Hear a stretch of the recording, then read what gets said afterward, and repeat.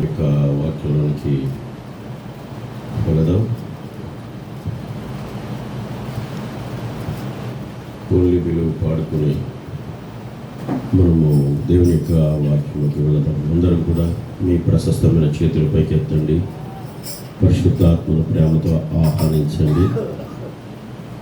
ఎంతో నమ్మదగిన దేవుడు, మన ఎడల జాలి కలిగిన దేవుడు, ప్రేమ కలిగిన దేవుడు, కృప కలిగిన దేవుడు మనం ప్రేమించి మందిర ఆవరణలకు ప్రవేశపెట్టారంటే మనమెంతో ఆయనకి అచ్చి ఉన్నాం బిడ్డారా. కనుక ఆయనకు మనం ఏమిచ్చి రుణం తీర్చలేము. కానీ నీ జీవితంలో ఆయన చేసిన ఆ మహోన్నతమైన కార్యాలు నేను జ్ఞాపకం చేసుకోవాలి. ఆయన నీ పట్ల చేసిన ఈవులు ఎన్నో ఉన్నాయి. స్వస్థతలు, ఆశ్చర్య కార్యాలు. అంతేకాదు నిన్ను పాపం నుండి దేవుడు విడిపించి తన రక్తంలో కడిగి ముద్రించి తన సంఘమున శరీర సభ్యురాలుగా ఆ శరీరం అది అమర్చుకున్న దేవునికి, మరి ఆయన కోరికలోకి ఆయన రూపంలోకి మార్చుకుంటున్న దేవునికి నీకు ఏమిచ్చి కూడా ఆయనకి మనం రుణం తీర్చలేము. కనుక మనం ఎంతో కృతజ్ఞులుగా ఆయన మాటకు లోపడుతూ ఆయన ప్రేమించేవారుగా మనం ఉంటున్నప్పుడు ఆయన కృప మన అమితముగా ప్రేమిస్తూ మనం నడిపిస్తూ ఉంటుంది. కనుక ఈ ఉదయం మంచి వాతావరణం ఇచ్చి ప్రభు ఆవరణలో ప్రవేశించుటకు నీకు మంచి అవయవాలు ఇచ్చి, మంచి స్వరం ఇచ్చి, మంచి చేతులు ఇచ్చి, మంచి ఉత్సాహంగా మందిరం నడిపించాడంటే నువ్వెంతో దేవునికి స్తుతి యాగం చేయవలసిన వ్యక్తివై ఉన్నావు. ఎవరినో నువ్వు ఆలోచిస్తూ నీలో ఉన్న ఆత్మీయ ఆనందాన్ని చంపుకోవద్దు. ఎవరి మీద నీకు ఏది వద్దు. నువ్వు యేసు వైపు చూడు. ఆయన చూపిన ప్రేమను, ఆయన చూపిన ఆప్యాయతను, ఆయన చూపిన కరుణను, ఆయన చూపిన దయ జ్ఞాపకం చేసుకుంటూ ఆయనను మనం స్మరించవలసి ఉన్నది, ఆయన స్తుతించవలసి ఉన్నది, ఆయన కీర్తించవలసి ఉన్నది. హల్లెలూయా, హల్లెలూయా, హల్లెలూయా. పరిశుద్ధుడా స్తోత్రములు, దేవా స్తుతులు, తండ్రి స్తోత్రములు, స్తోత్రములు, స్తోత్రములు. రక్షకుడా స్తోత్రములు, విమోచకుడా స్తోత్రములు, బలశూరుడా స్తోత్రములు, యుద్ధశూరుడా స్తోత్రములు. సైన్యములకు అధిపతికి యెహోవా, మహిమ ఘనత ప్రభావములు నీకే రాజా. హల్లెలూయా, హల్లెలూయా, హల్లెలూయా, హల్లెలూయా, హల్లెలూయా.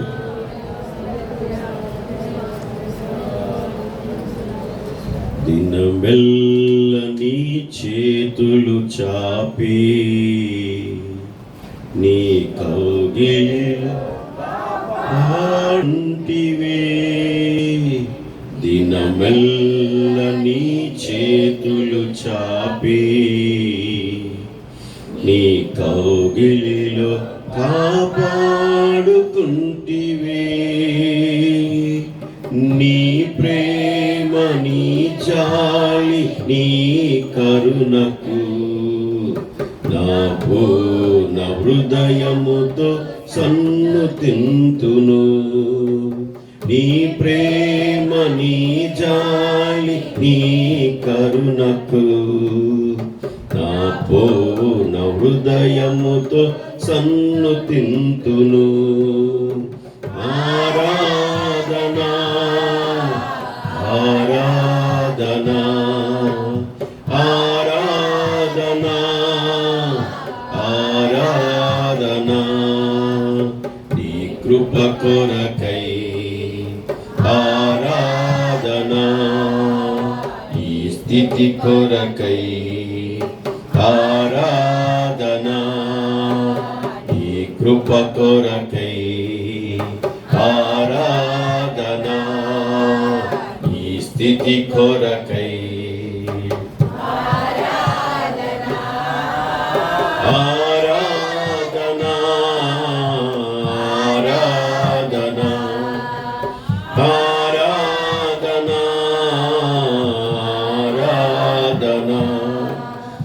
ఆరాధనకు యోగ్యుడా నిత్యము స్తుతించెదను. నీ మేలులను ఎల్లప్పుడు స్తుతి పాడెదను. ఎల్లప్పుడు ఎల్లప్పుడు స్తుతి పాడెదను, ఎల్లప్పుడు స్తుతి పాడెదను. ఓన్లీ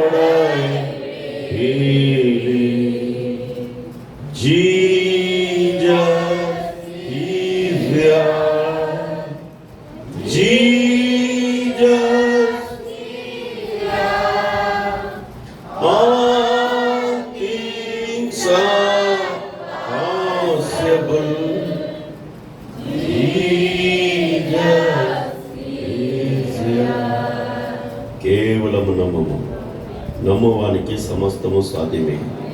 యేసు ఇక్కడ ఉన్నాడు, నిలబడి ఉండగా. వాక్యము మత్తయి సువార్త, సెయింట్ మాథ్యూ మత్తయి సువార్త 13వ అధ్యాయము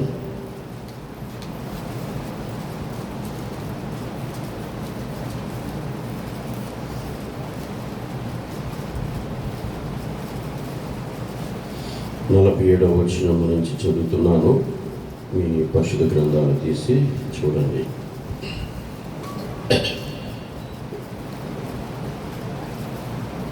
మత్తయి సువార్త 13వ అధ్యాయము 47వ వచనం నుండి. మరియు పరలోక రాజ్యము సముద్రములో వేయబడిన నానా విధములైన చేపలను పట్టి వలను పోలి ఉన్నది. అది నిన్నప్పుడు దాన్ని దరికి లాగి కూర్చుండి మంచి వాటిని గంపలో చేర్చి చెడ్డ వాటిని బయట పారవేయుదురు. అలాగే యుగ సమాప్తి యందు జరుగును. దేవదూతలు వచ్చి నీతిమంతులలో నుండి దుష్టులను వేరుపరచి వీరిని అగ్నిగుండంలో పడవేయుదురు. అక్కడ ఏడుపును పండు కొరుకటయు ఉండును. అలాగే హెబ్రీయులకు రాసిన పత్రిక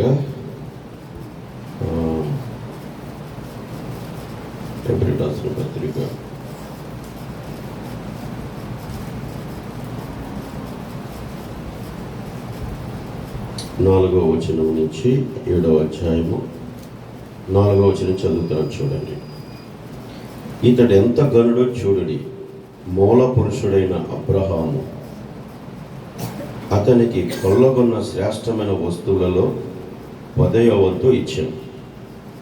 మరియు లేవి కుమారులలో నుండి యాజకత్వం పొందువారు తమ సహోదరులు అబ్రహాము గర్భవాసము నుండి పుట్టినను ధర్మశాస్త్రము చొప్పున వారి యొద్ద అనగా ప్రజల యొద్ద 10వ వంతును పుచ్చుకున్నటకు ఆజ్ఞను పొంది ఉన్నారు. కానీ వారితో సంబంధించిన వంశావళి లేనివాడైన మెల్కీసెదెకు అబ్రహాము వద్ద 10వ వంతు పుచ్చుకుని వాగ్దానాలను పొందిన వారిని ఆశీర్వదించెను. తక్కువవాడు ఎక్కువాని చేత ఆశీర్వదించబడుటను మాట కేవలము నిరక్షేపమై ఉన్నది.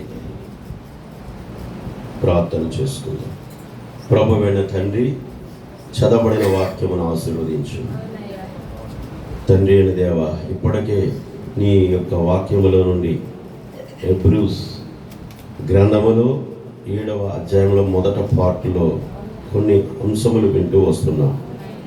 తప్పనిసరిగా ఇప్పుడు చదివిన వాక్యములో నుండి కూడి వచ్చిన నీ భార్యను మాతో ఏమి మాట్లాడి మమ్మలను నీ ఎదుట నీతిమంతురాలుగా, నిర్దోషిగా, నిష్కల్మషముగా నీ సత్క్రియలో నీ మహిమను తెచ్చేవారుగా ఉంచుటకే మీరు మనసును నిశ్చయించుకుని మాట్లాడబోచున్నారు.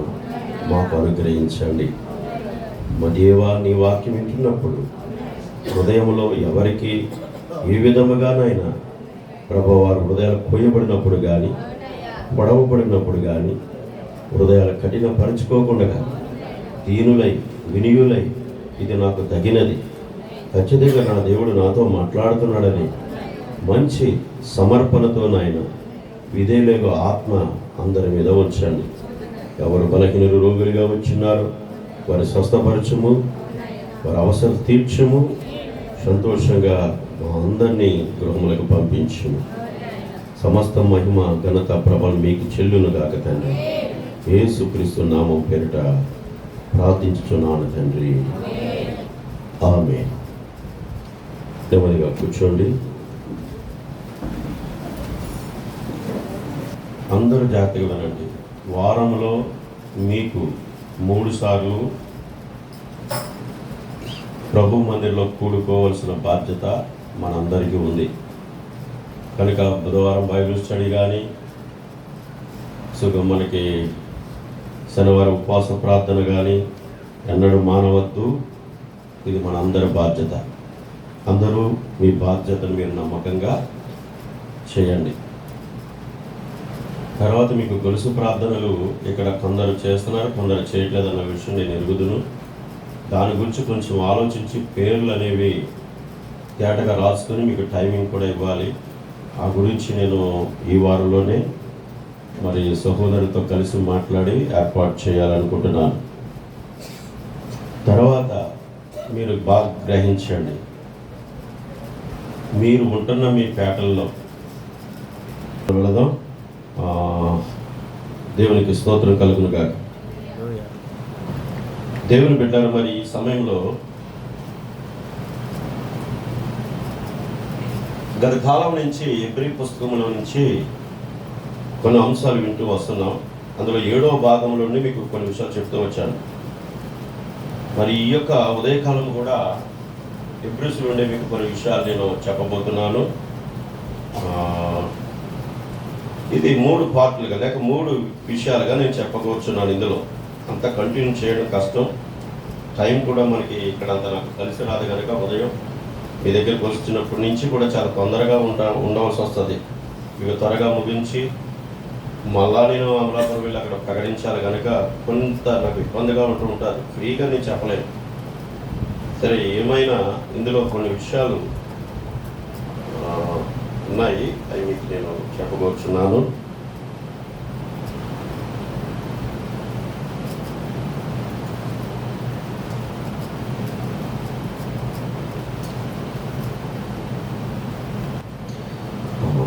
చాలా సంతోషం. మరి ప్రతి కార్యంలో కూడా మీరు ప్రార్థన పూర్వకంగా ఉండటం చాలా మంచిది. టయాన్ని మీరు ఖచ్చితంగా పాటించండి. అలాగే ప్రతి చిన్న విషయాన్ని కూడా మీరు పాటించండి. వచ్చేవారు ప్రవచితమైతే మరి మార్టిన్తో పాటు అక్షయ్తో పాటు కీబోర్డిస్ట్ కూడా వస్తాడు. వచ్చి పాటలు పాడి ప్రభువును ఆరాధించిన తర్వాత వారు వెళ్ళిపోతారు. కనుక పాటలు కూడా మీ చేత మంచిగా పాడించాలనేది ఉద్దేశం. ఇంకా ఆసక్తి ఉన్న పిల్లలు ఏదో ఒక పాట ఫ్యామిలీ తరపున ఫ్యామిలీగా ఒక పాట కాన్పు పెట్టినప్పుడు పాడడానికి కూడా మీరు సిద్ధపడవచ్చు. సరే, ఇక్కడ హెబ్రీయులకు రాసిన పత్రికలో పౌలు తను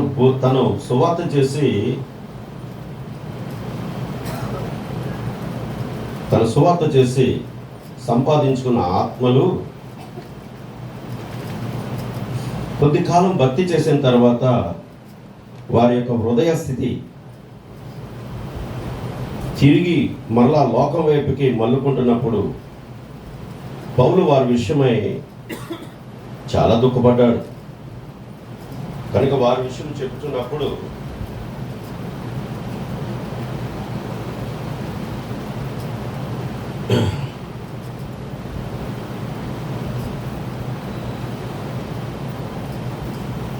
మనము మత్తయి సువార్త 13వ అధ్యాయం 47వ వచనం చదివాము.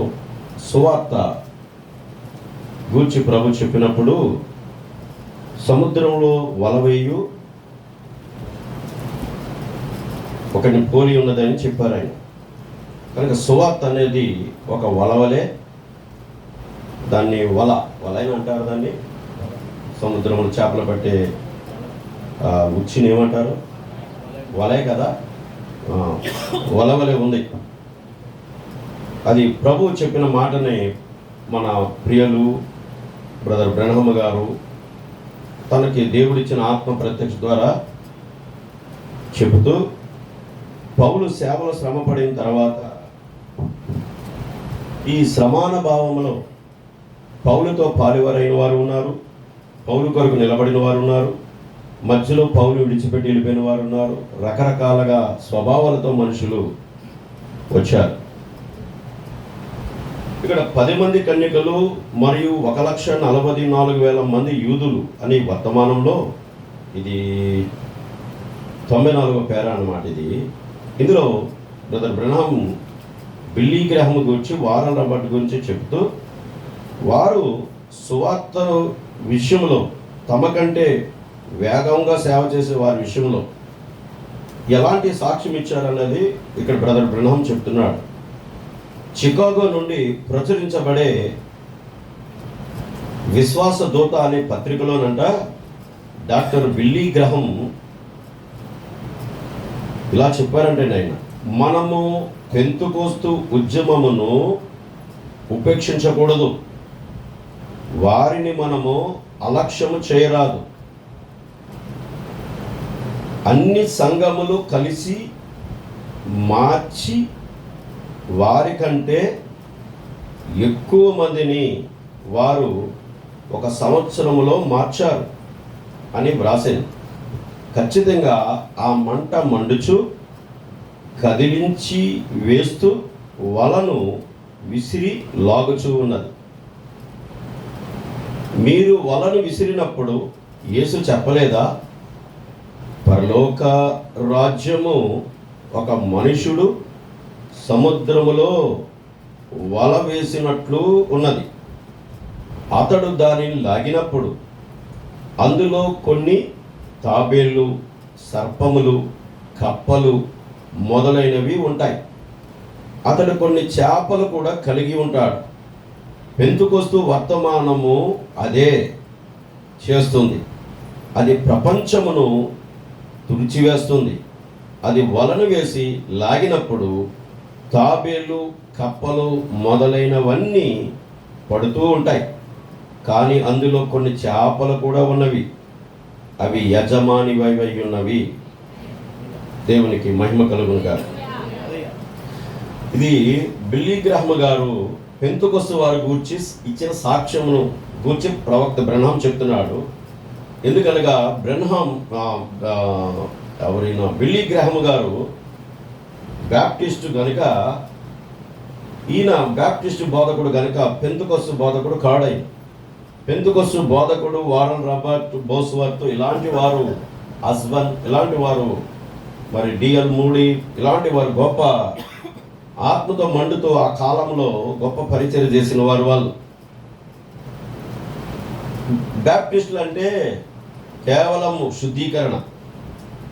దీనిలో నిలబడి బ్యాప్టిస్టులు అక్కడే ఉండి ముందుకు రాలేక మారు మనసే ముఖ్యము అన్న కాడ మిగిలిపోయారు వాళ్ళు.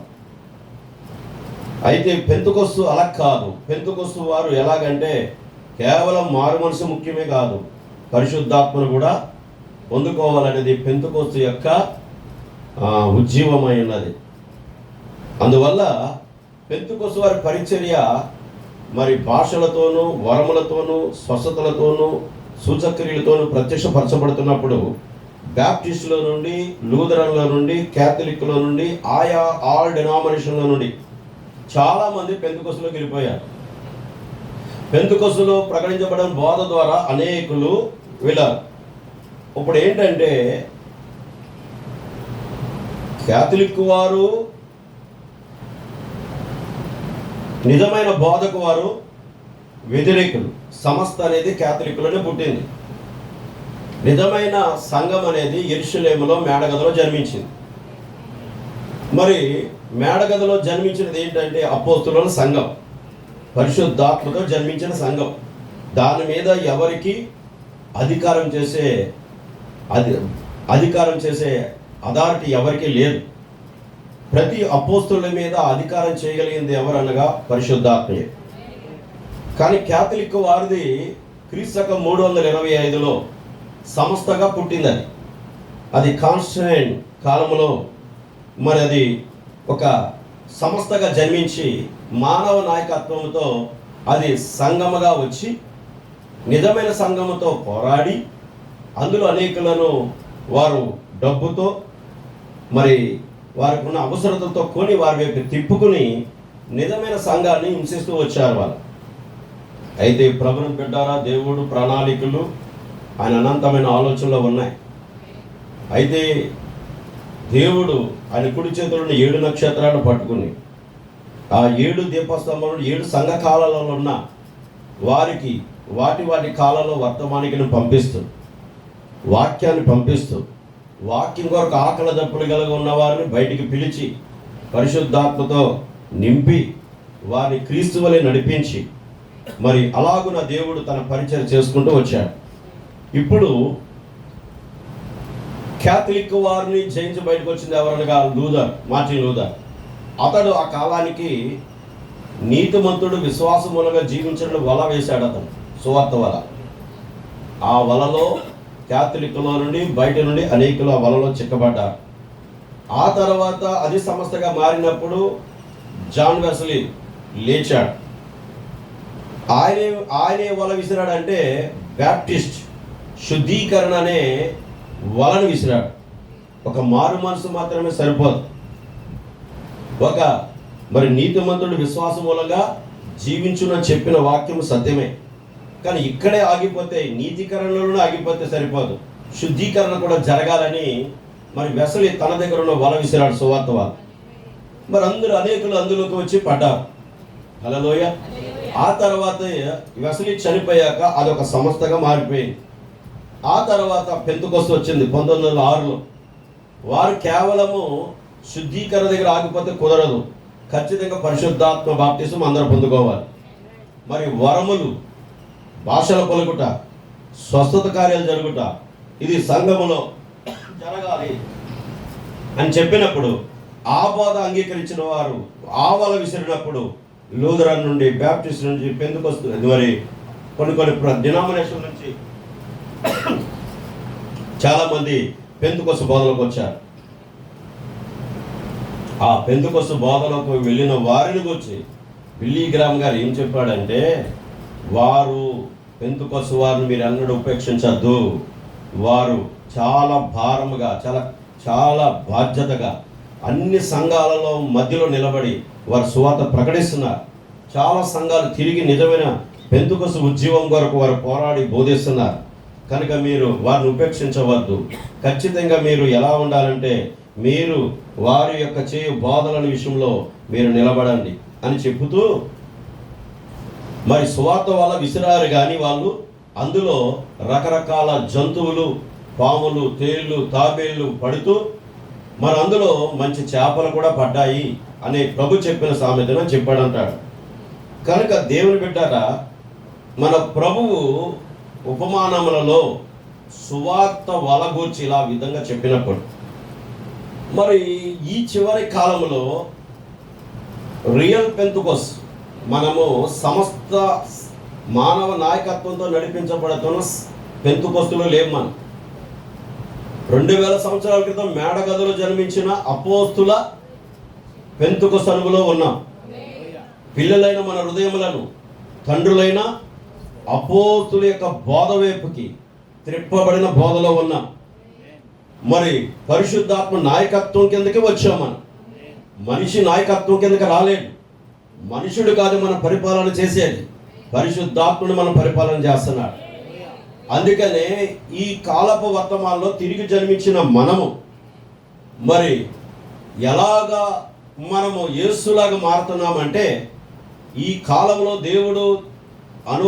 దేవుడు బైబిల్ నుండి తీసి మనకు బోధిస్తున్న ప్రతి మాట 2000 సంవత్సరాల క్రితము ఆయన యెరూషలేము భూభాగము పైన నడుస్తున్నప్పుడు, ఒక వేశ్య దగ్గరికి వెళ్ళినప్పుడు, వేశ్యతో మాట్లాడినప్పుడు, వేశ్య హృదయం తెరబడినప్పుడు, వేశ్య పశ్చాత్తాపడి ఏ విధంగా కన్నీరు విడిచి తన పాపాలు ఒప్పుకుందో, అలాగే ఈ వర్తమానం కూడా నీ దగ్గరికి అలాగే వస్తుంది. ఆ రోజు ఆ యేసయ్య, ఆ నిజమైన మన యేసు, ఆ రోజు యేసు అనే శరీరములో వచ్చి బోధించాడు.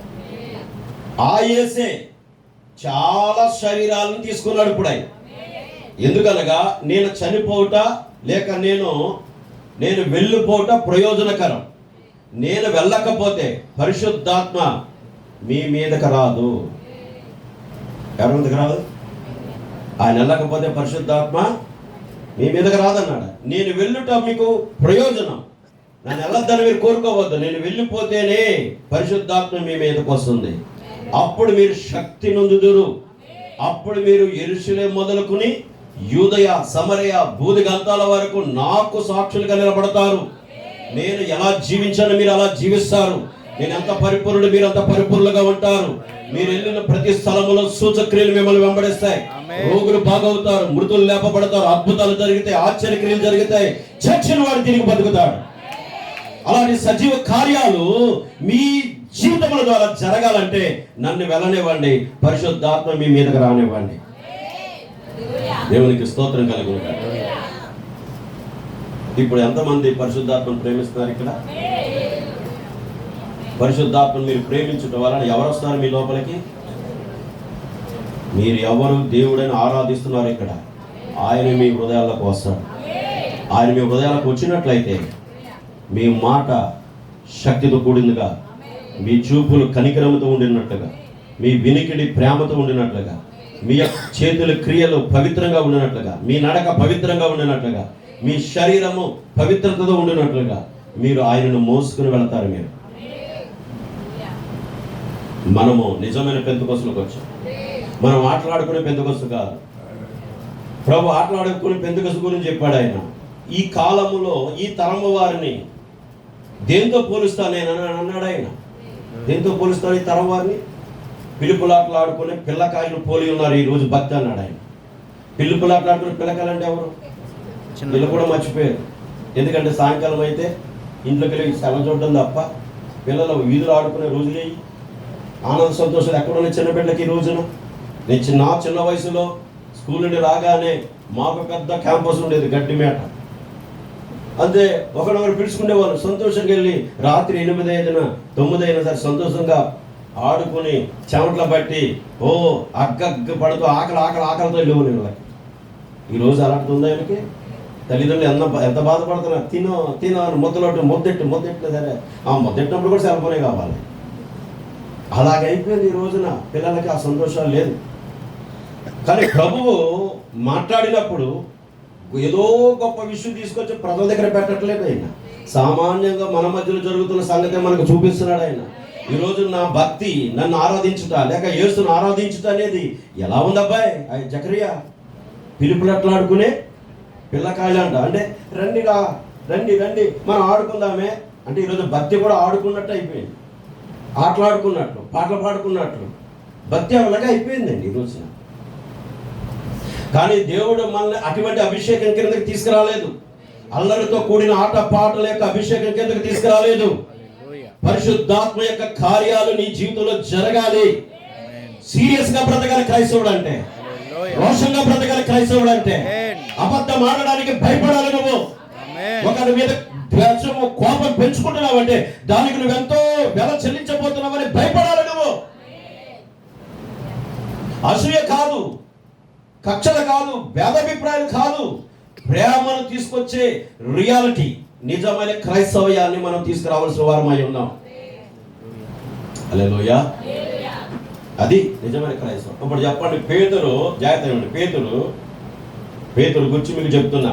పేతురు శిష్యుల్లో ఒక శిష్యుడేనా? పేతురు గారికి ఏ పని చెప్పినా నాకే చెప్తాడు. ఎవరు అనుకుంటూడంట లోపల, నాకే చెప్తాడు. ఎందుకంటే ఎవ్వరికి ఏమీ తెలియదు, నాకే తెలుసు కనుక.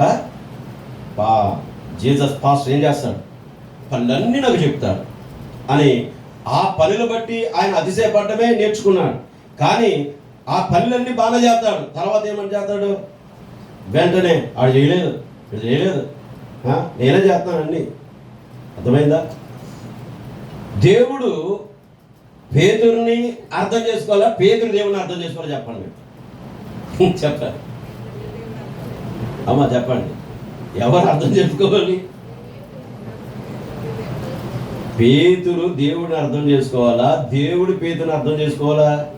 కొంచెం తిక్కగా ఉంది మీకు ప్రశ్న. చెప్పండి. దేవుడే పేతురుని అర్థం చేసుకోవాలి. అయ్యక్ గారు అయ్యా ఎందుకులే అంటే మీరు చెప్పండి అన్నట్టు ఆయన ఉన్నాడు అనుకుంటే. ఇప్పుడు మనిషికి ఒకలాంటి ఆలోచనలతో ఉంటారు ఇక్కడ. అయితే పేతురు అర్థం చేసుకోలేడు. ఎందుకనగా పేతురు ఇంకా ఆత్మను పొందలేదు. అంటే పరిశుద్ధాత్మను పేతురు ఇంకా పొందలేదు. ఆయనకు ఒక పేరు కూడా దుడుకు పేతురు అని పెట్టారు. ఏంటండి? ఈ పక్కన ఒక ఆయన పని చెప్తుంటే ఆడదించాడు, నేను చేస్తాను, ఈయనకు వచ్చేది ఊపు, ఈ నిలిపి గబగబగా చేసేయాలి అంటే ఇక ఆ పనులు ఎవడో యేసు కనబడకూడదు. ఆ పనులు కూడా ఎవరు కనబడాలి? తనే కనబడాలనుకుంటాడు. కనుక దేవుడు పెట్టారా, దేవుడు పేతురికి ఒక బాధ్యత ఇచ్చిన దేవుడు పేతురుని గమనిస్తూనే ఉన్నాడు. హల్లెలూయా. ఎందుకంటే మన దేవుడు మనం సృష్టించినప్పుడే మనం ఏంటో పూర్తిగా డిజైన్ చేసే పంపాడు. మనం ఈ అంతటా వచ్చేలేదు ఇక్కడికి. అందుకని ఇర్మియాతో ప్రవక్తతో ఏమంటాడు? నీ తల్లి గర్భమునందు నువ్వు రూపింపబడక మునిపే నేను నిన్ను జనములకు ప్రవక్తగా చేసి పెట్టానన్నాడు ఆయన. చెప్పలు కొట్టండి దేవుని బిడ్డ సంతోషంగా. మరి నిజముగా దేవుడు ఆ విధంగా అన్నాడంటే నిన్ను కూడా నీ తల్లి గర్భంలోకి పంపినప్పుడు నీవెవరు అన్నది దేవుడు డిజైన్ చేసి పంపాడా? అందుకనే నువ్వు ఎంత కాదనుకున్నా తప్పదు. ఖచ్చితంగా దేవుడు ఎందుకు నిన్ను రక్షించుకున్నాడో అది నువ్వు ఎరుగు వరకు దేవుడు ఆత్మ నిన్ను క్షణక్షణం తాకుతూనే ఉంటాడు. నువ్వు సరి చేయబడి ఆయన మార్గంలోకి వచ్చే వరకు నిన్ను ఆయన తడుతూనే ఉంటాడు, నీతో మాట్లాడుతూనే ఉంటాడు, నిన్ను గద్దిస్తూనే ఉంటాడు. హల్లెలూయా. ఏ గొప్ప విషయం అండి. పేతురు గారిని ప్రభు ఎరుగును కనుక పరిశుద్ధాత్మని ఇచ్చిన తర్వాత పేతురు ఎంత రోషంగా ఉంటాడో కూడా నీకు తెలుసు. అయితే అటువంటి పేతురు గమనించండి, యేసుని గెత్సేమనెలో వారు సంఖ్యలు వేసినప్పుడు పేతురు తక్షణమే చాలా కోపపడ్డాడు. ఏంటంటే పేతురు విధానం మీరు గమనిస్తే పేతురికి కొద్ది కష్టమైనది ఏదని అనిపించింది అనుకో, తిరబడిపోవడమే. ఎవరి మీద? యేసుప్రభువు తిరబడిపోయాడు. ఎవడ పడతాడని చెప్పమంటావు అన్నాడు ఆయన. అంటే ఇంతమంది నీ మీద పడుతున్నప్పుడు ఎవరో ఒకరు నన్ను తాకారంటున్నావేంటి, మళ్ళీ మమ్మల్ని అడుగుతున్నావా? పెద్దోడు కదా మరి వయసులో, కదా ఊపి ఎక్కువైపోయింది ఆయన.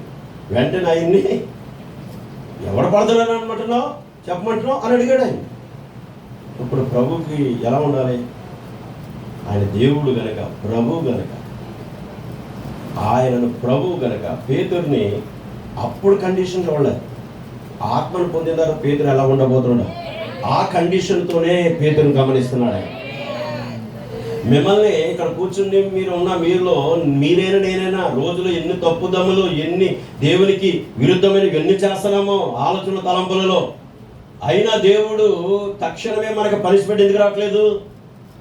అక్కడ నీకును ఆయనకు మధ్యలో ఒక వ్యక్తి నిలబడ్డాడు. యేసుక్రీస్తు రక్తం అక్కడ పోయబడి ఉంది నీ పైన. అందుకనే దేవుడు రక్తంలో నిన్ను చూసినప్పుడు నిన్ను క్రీస్తు వలె చూస్తున్నాడు కనుక నీ మీద వెంటనే ఆయన పనిష్మెంట్ చేయలేకపోతున్నాడు. ఇప్పుడు మర్చిపోవద్దు బిడ్డ. కానీ ఒకరోజు ఏమన్నా తెలుసా? పేతురు దేవుడి దగ్గర వీళ్ళందరూ నేను వదిలి వెళ్ళిపోతారేమో కానీ నేను నిన్ను వదిలి వెళ్ళనన్నాడు. తప్ప ఎవరు నవ్వుకోడు. పక్కన శిష్యుల మీద వేసేసాడు. వీళ్ళందరూ నిన్ను విడిచిపెట్టి వెళ్ళిపోతారేమో కానీ నేను నిన్ను విడిచిపెట్టి వెళ్ళను, నీ కొరకు నా ప్రాణం పెడతానని అన్నాడు. దేవుడు ఎరుగునా? అప్పుడు దేవుడు అన్నాడు, సాతానా వెనక్కిపో అన్నాడు. ఆ మాట అంటే ఎలా ఉంటుందో చెప్పండి. ఇప్పుడు వరకు నన్ను అందరిలో పెద్దోడు చేసిన ఈయన ఇప్పుడు ఏమన్నాడు? ఇప్పుడు సడన్గా నన్ను సాతానా అంటాడా? అని ఉలిక్కిమని పడ్డాడా? లేదు. దేవుడు గద్దించక భయపడ్డాడు. ఎందుకంటే పేతురుని సాతానని పిలవడం కాదు, పేతురులను పలుకుతున్నది ఏంటో యేసు ఎరుగును. ఆ సాతాను గద్దించాడు కానీ పేతురు కాదు అక్కడ. కానీ పేతురు మౌనం అయిపోయాడు. దేవుడు మాట్లాడితే ఎవరైనా మౌనం అయిపోవాల్సిందే. ఆయన మాటలో వాస్తవం ఉంటుంది, సత్యం ఉంటుంది. ఆయన మాటలో మనకు బాగు ఉంటుంది, ఆ మాటలో మనకు నెమ్మది ఉంటుంది. దేవునికి స్తోత్రం కలుగునుగా. అలాంటి పేతురు అందరూ వదిలిపోతారన్న పేతురు మరి ఒక రోజు అతనే ముందు వెళ్ళిపోయాడు. అవునా? వీళ్ళు ఎవరు వదిలేస్తారు, నేను మాత్రం వదలన్నాడు. కానీ సమయం వచ్చినప్పుడు ఆయనే వదిలి పారిపోయాడు. మరి ఆయన బొంకాడు 3 సార్లు. యేసు ఎవరో తెలియదని శపించుకున్నాడు ఆ వ్యక్తి. అలాగని నా దేవుడు పో, ఇక నన్ను శపించావు కనుక నన్ను అనుకున్నా కానీ ఎవరో తెలియదు పో అని అన్నాడా? కానీ పేతురుని ఎలా చూస్తాడో తెలుసా? ఆత్మను పొందిన తర్వాత అతడు ఆయన కొరకు ఎలా శ్రమ పడబోతున్నాడో చూస్తున్నాడు. ప్రజెంట్ జరుగుతున్న పరిస్థితులను చూసి తీర్పు తీర్చకూడదు మనం ఎవరికి. ఫ్యూచర్లో దేవుడు అతని పట్ల ఎలాంటి ఉద్దేశం కలిగి ఉండబోతున్నాడు నువ్వు నేను ఎరగం. కానీ ఎవ్వరికి మనం త్వరపడి తీర్పు తీర్చరాదు. తీర్పు తీర్చడానికి దేవుడు మనం పెట్టలేదండి. మనం ఎలా ఉండాలంటాడంటే సాధ్యమైతే ఒక వ్యక్తిని బాగు చేయడానికి మనము ఖర్చు అయిపోవాలి. అదే దేవుడు మనకి నేర్పిన నీతి అయి ఉన్నది. దేవుడికి స్తోత్రం కలుగును గాక. మరి ఒక రోజు వచ్చింది, గెజమన తోటలో ఆయనను పట్టుకున్నప్పుడు ఎవరు ముందుకు వెళ్ళలేదు శిష్యులు. కానీ పేతురే దగ్గరగా వెళ్ళి ఆ మొలుకొన్నవాడి చెవిని నరికేశాడు. ప్రవక్త గారు అంటారు అతను మెడ మీద వేయబడాడు కత్తితో. కానీ అది ఎక్కడ పడింది? చెవి తెగి చెవి కింద పడిపోతే చూడు యేసయ్య ఆ చెవి తీసి ఆ మొలుకొనేవాడి చెవికి పెట్టి పేతురుతో అంటున్నాడు, కత్తి పట్టినోడు కత్తితో చచ్చిపోతాడు. అర్థమైందా? పేతురు, నేను కోరుకుంటే నాకు నా తండ్రి గొప్ప సమూహాన్ని పంపగలడు. అక్కడ కూడా పేతురికి దెబ్బ తగిలినట్టేనా? చెప్పండి. ఎక్కడికక్కడ దేవుడు బుద్ధి చెబుతూనే తన వాక్యాన్ని నెరవేర్చుకుంటూ వస్తున్నాడు ఆయన. హల్లెలూయా. ఎందుకనగా పేతురుని అక్కడ అలాగ అనకపోతే పేతురు తప్పిపోయే అవకాశాలు కూడా ఉన్నాయి. అయితే దేవుడు మలుకుకు చెవి అతికించిన తర్వాత చూసారా, నువ్వు జాగ్రత్తగా ఉండమని చెప్పాడు. కానీ పెంతెకోస్తు పండుగ దినం వచ్చాక పరిశుద్ధాత్మతో పేతురు నింపబడ్డాక దేవునికి మహిమ కలుగును గాక. మరి చూడండి, ఆయన మరి తన ఒకే ఒక్క ప్రసంగంలో 10 నిమిషాలంట. ఎన్నై 10 నిమిషాల ప్రసంగంలో ధర్మశాస్త్రపు కాడి కింద యూదులు 3000 మంది 10 నిమిషాల ప్రసంగంలో చేంజ్ అయిపోయారండి. ధర్మశాస్త్రంలో నుండి కృపలోకి వచ్చేసారు బిడ్డ. ఎందుకనగా పేతురు ఆత్మను పొందాక అతని నుండి వచ్చిన అభిషేకం వాక్శక్తితో మాట్లాడాడు కనుక వెంటనే వారందరిలో మారు మనసు పొంది పాప క్షమాపణ నిమిత్తం ప్రతివాడు యేసుక్రీస్తు నామములో బ్యాప్టిజం పొందాలని పేతురు వారికి ఆజ్ఞాపించాడంతే. దేవునికి స్తోత్రం కలుగును గాక. ఎందుకనగా పరిశుద్ధాత్మ ఎప్పుడైతే మన జీవితాలకు వస్తుందో మన స్వభావాలు మారిపోతాయి. పరిశుద్ధాత్మతో మీరు నింపబడితే మీ చుట్టూరు ఎన్ని శ్రమలు వచ్చినా ధైర్యంగా ఉంటారు, ఎన్ని కష్టాలు వచ్చినా ధైర్యంగా ఉంటారు, ఎన్ని బాధలు వచ్చినా ధైర్యంగా ఉంటారు. అన్యాయంగా మీరు నేరస్తులు అని మీ మీద అన్యాయంగా మరి నేరాలు మీ మీద మోపబడినా కూడా మీరు ధైర్యంగానే ఉంటారు. ఎందుకనగా హృదయ అంతరంగమందు దేవుని ఆత్మ ఉన్నప్పుడు మీరు నీతిమంతులుగా నిలబడతారు కనుక ప్రతి స్థలంలో ధైర్యంగా నిలబడతారు. మీరు దేవునికి స్తోత్రం కలుగును గాక. ఆమేన్. అద్భుతమైన దేవుడండి ఆయన. కనుక ఇప్పుడు యేసుక్రీస్తు చెప్పే ప్రతి మాటలో మనకు జీవం ఉంది. మన ప్రభు కూడా మనం ఒకటే అన్నాడు, ఆయన నీ మాట అవునంటే అవును, కాదంటే అంతే. ఒకవేళ దీని నుండి ఏదైనా నీకు వస్తున్నట్లయితే అది దుష్టిని సంబంధమైనది అన్నాడు. అది దుష్టింది అంతే. అవునా సోదరుడా, ఇది కరెక్ట్ అంటే కరెక్ట్ అయితే కరెక్ట్, కాదంటే కాదు. కానీ మధ్యలో ఏది నువ్వు కల్పించుకున్నా అది దేవుడిది కాదు, అది అపవాదం నుండి వచ్చిన ఆలోచన అంటండి. అందుకనే మనం జాగ్రత్తగా ఉండాలి. దేవునికి స్తోత్రం కలుగును గాక.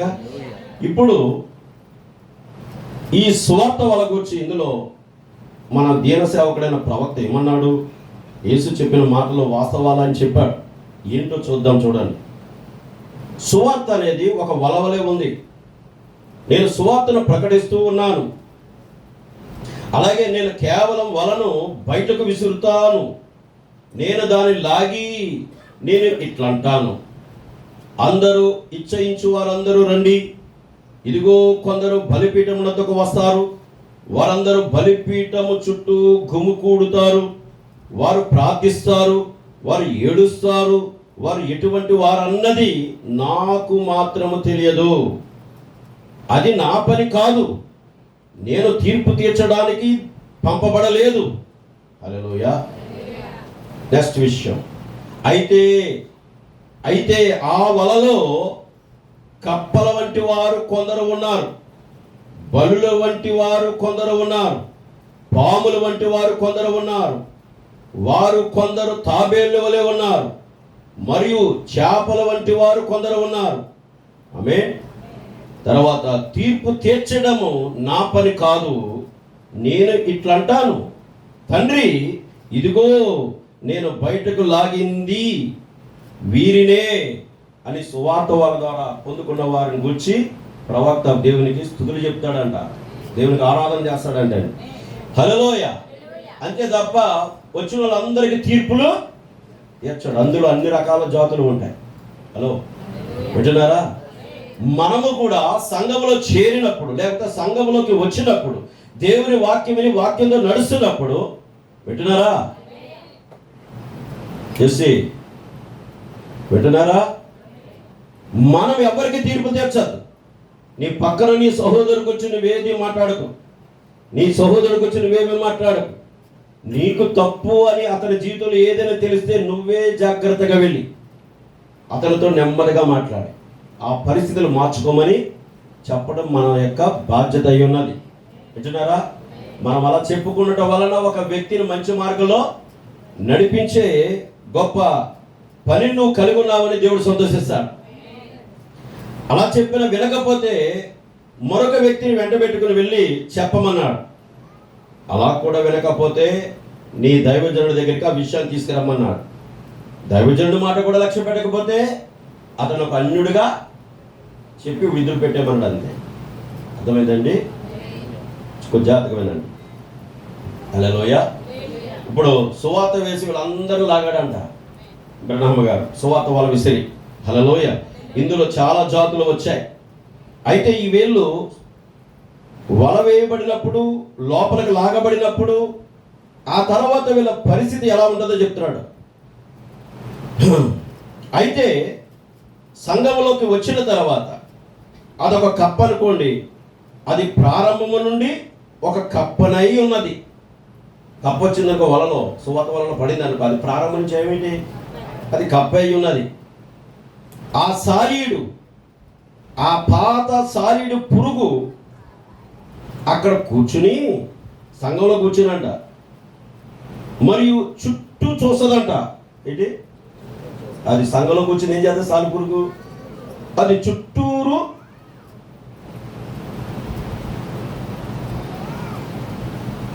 చుట్టూ చూసి కొద్దిసేపటికే దాని యొక్క పెద్ద కళ్ళునంట గుండ్రంగా తిప్పుతుందంటండి. ఏది? కొద్దిసేపటికి అంటే ఏదో ప్రసంగం వెళ్ళేటప్పుడు ఏదో అవుతూ ఉంటుంది. ఈ లోపల దాని కళ్ళు ఏం చేస్తుందంట? అప్పటికే చుట్టూ చూసేసింది. ఎప్పుడైనా మీరు సాల్పురికి గమనించారా? కొన్ని ఈగలు అక్కడ పడి ఉన్నాయని కూడా కింద సాల్పురికి రంగంలో టక్మని దూకుతారు. మీరు ఎప్పుడైనా గమనించారు? నెల దగ్గర అది ఎక్కడ ఉంటుందో మనకు తెలియదు. గోడ మీద ధర్మం దూకి నెమ్మదిగా నడుచుకుంటూ వస్తూ ఉంటారు. ఈగలు ఉన్న చోటకు జాగ్రత్తగా వస్తూ ఉంటారు. ఈగల పనిలో ఉంటే సాల్పురుగు దాని అన్ని బదులు అది ఉండి చాలాసేపు అలాగే ఉండి ఏం గమనిస్తుందో మనకు తెలియదు, కానీ దాని కళ్ళు మాత్రం చాలా స్పీడ్గా తిప్పుతూ ఉంటారు. అర్థమైందా? ఇక్కడ చూడండి, ఆయన చెప్పే విషయం చూడండి ఎలా వివరిస్తున్నాడు ఆయన. పెద్ద కళ్ళును గుండ్రంగా తిప్పి చుట్టూ చూసి ఇట్లా అంటుంది, మీకు తెలుసా, నేను సహించగలిగినంత వరకు నేను సహించాను. సాలిపురుగు ఏమంటది? నేను సహించగలిగినంత వరకు నేను సహించాను. ప్లాప్ ప్లాప్ ప్లాప్ ప్లాప్ అవి బయటికి వెళ్ళిపోతాయంటండి అలాగని. తర్వాత ఆ ఆడపాము దాని తలను పైకెత్తి మరి ఇట్లా అంటుందంట, మంచిది, మీకు తెలుసా పొట్టి దుస్తులను ధరించడం మరి అటువంటి కార్యములకు వ్యతిరేకంగా వారు బోధిస్తున్నట్లయితే అది నాకు కోపం తెప్పిస్తుంది. కాబట్టి నేను ఆ పరిశుద్ధ గుండ్రాల గుంపు నుండి దూరంగా వెళ్ళిపోతాను అని ఆడపాము ఏం చేస్తుందంట, అది కూడా నిలబడకుండా వాక్యమునికి లోబడకుండా పోద్దంట బయటికి. అది నాకు కోపం తెప్పిస్తుంది కాబట్టి నేను ఉండను అని వెళ్ళిపోద్దంటండి. తర్వాత వెళుతూ సంఘానికి ఒక పేరు పెట్టి వెళ్తుందంట, పరిశుద్ధ గుండ్రాల గుంపు అని పేరు పెట్టి వెళ్ళిపోద్దంటండి. వారు అది మాత్రమే అయ్యున్నారు అన్నాడు ప్రవక్త గారు. ఆరంభము నుండి నువ్వు ఒక పామువే, అది ఖచ్చితంగా నిజము, అవును. మరియు ఇక్కడ మిస్టర్ గుండ్రు కప్ప, ఈ వలలో పడ్డాక వాటి గురించి చెప్తున్నాడు ఆయన. మిస్టర్ గుండ్రు కప్ప అంటే నిజం చెప్తున్నాడు అండి. ఇక్కడ మనం చెప్పుకుంటే మనకి ఏదో అనిపిస్తూ ఉండదు. ఇక్కడ అసలు ఆయన సంఘంలో మామూలు సామాన్యుల వచ్చిన వాళ్ళు చాలా ధనికులు, గొప్పవారు, మంచిగా ఐపీఎస్ ఐఏఎస్ ఆఫీసర్ల వంటి వారు వచ్చి పెద్ద పెద్ద వారు వచ్చి ఆయన వర్తమానం వింటున్న పరిస్థితి అది. ఇంకా మన సంఘం ఇలా ఖాళీగా ఉందా, చుట్టూరు గుమిగూడు ఉన్న ప్రాంతం అదంతా, గాలి తగలక ఉక్కబోతలో ఆయన నిలబడి ప్రసంగాలు చేసే పరిస్థితులు అవన్నీ. అర్థమైందా?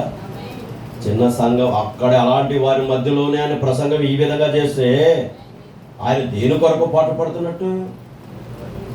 శ్రేష్టమైన చేప కొరకు. మర్చిపోవద్దు. దేవుడికి స్తోత్రం కలుగును గాక.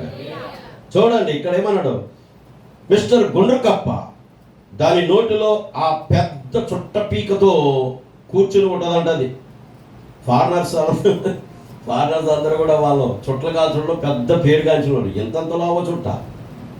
మన పూర్వీకులు అయితే ఇంత చుట్టే చుట్టుకునేవారు, పెట్టుకునేవారు. వాళ్ళైతే ఇంతలా ఉంటుంది చుట్ట. పెదాల మీద పెట్టుకుని వాళ్ళు వాక్యం వినే వాళ్ళు ఉంటారు, ఆల్రెడీ ప్రసంగం చేసే వాళ్ళు కూడా ఉన్నారు, పాస్టర్స్లో వాళ్ళు. మీకు తెలుసా, మార్టిన్ లూథర్ గారు ప్రసంగం అయిపోయిన తర్వాత ఆయన వెళ్ళి ఒక గంట చుట్టూ కాల్చేవాడు అంటే, పొగ పీల్చేవాడని ప్రవక్త గారు అన్నారు. ఆయన సాక్ష్యమే లేండి, ఆయన చెప్పింది. ఆ కాలంలో అది దేవుడు చూచిచున్నట్టుగా వదిలేశాడు. అది ఇప్పుడు కుదరదు. హల్లెలూయా, హల్లెలూయా, దేవుడికి స్తోత్రం కలుగును గాక. ఇది ఒక గుండ్రు కప్ప అంట. నోటిలో పెద్ద చుట్టపీకతో కూర్చుని, అదే ఆ గుండ్రు కప్పకి 2 కొమ్ములు ఉంటాయంటండి. కత్తిరించబడిన ఎద్దు వలె ఉన్నది. అక్కడ నిలబడి మరియు చుట్టూ చూసి, నేను యాక్షన్ చేస్తే ఇంకా ఘోరంగా ఉంటుంది. ఏం చేస్తానండి, నిలబడి చుట్టూ చూసి, కప్పను కూడా చూడండి, గమనించండి అది ఎలా చూస్తూ ఉంటుందో. అది చుట్టూ చూసి ఇట్లంటుంది, సరే పొగ తాగడం తప్పని నాకు ఎప్పుడూ అనిపించలేదు. సరిగ్గా ఇప్పుడే నేను దీని నుండి బయటికి వెళ్ళిపోతాను. మంచిది, ఓ పాత కప్ప, ఆరంభము నుండి నీవు అదే ఉన్నావు. అది ఖచ్చితంగా సరియే, అది ఖచ్చితంగా వాస్తవం. చుట్టగాలుస్తున్నా సరేనంట. ఈ యొక్క క్రైస్తవుడికి తప్పని ఎప్పుడు అనిపించలేదంటండి. కానీ ఈ సిగరెట్ కాల్చడం తప్పని దేవుడు ఎప్పుడైతే ఆ వ్యక్తితో మాట్లాడాడో, ఈ సంఘంలో ఉండకూడదు అని వెళ్ళిపోవటమే. చూడండి, నీవు ఏమై ఉన్నావన్నది నీ స్వభావమే రుజువు చేస్తుంది. ఆదిలో నీవేమై ఉన్నావన్నది నీ జీవితము చూపిస్తుంది, ప్రతిబింబిస్తుంది. దానిని చూడటం నాకు కష్టము కాదు, దానిని చూడటం నీకు కష్టము కాదు. ఇక్కడ కూర్చున్నట్టి రైతు రాయ్ స్టార్ స్థలానికి నేను వెళ్ళాను. పేడ కుప్ప మీద పందులు ఎరువును తింటూ ఉండటాన్ని నేను చూసిన ఎడలా నేను దాని గురించి చెడుగా ఏమి అనుకొనను. అది ఒక పంది అయి ఉన్నది. కానీ ఆ పేడ కుప్ప మీద కానీ ఒక గొర్రె పిల్లను నేను చూసినట్లయితే నేను ఆశ్చర్యపోతాను. ఆహా ఆహా, చూసారా, బాధపడకండి, మీరు దానిని అక్కడ చూడరు, అది దానిని అసలు సహించలేదు, అది నిజం. దేవునికి స్తోత్రం కలుగునుగా. ఎందుకంటే సువార్తను వల విసిరినప్పుడు చాలా జాతులైనవి వస్తాయి. చేపలతో పాటు వచ్చినవి కొద్ది కాలం భక్తి చేసి నిలబడలేక వెళ్ళిపోతాయి అంటున్నాడు ప్రవక్త గారు. అయితే నిలబడేవి ఏంటంటే శ్రేష్టమైన చేపలు అక్కడ ఉంటాయి. ఇక్కడ పంది గురించి ఎందుకు చెప్పాడు ఆయన? పేడ కుప్పల మీద పందులు నింటున్నట్లయితే ఆ దృశ్యము చూసి ఎన్నడను ఆశ్చర్యంగా అనుకోడాయి. ఎందుకంటే దాని స్వభావమే, పంది స్వభావమే అది. దాని గురించి చెడ్డగా అనుకోవడానికి ఏమి, ఎందుకంటే ఆరంభం అనేది అది పంది అయి ఉన్నది. అయితే గొర్రె పిల్ల కానీ అక్కడ ఉన్నట్లయితే ఆశ్చర్యపోతానంటున్నాడు. ఎందుకంటే గొర్రె పిల్ల ఉండవలసిన స్థలము కాదు అది. హల్లెలూయా.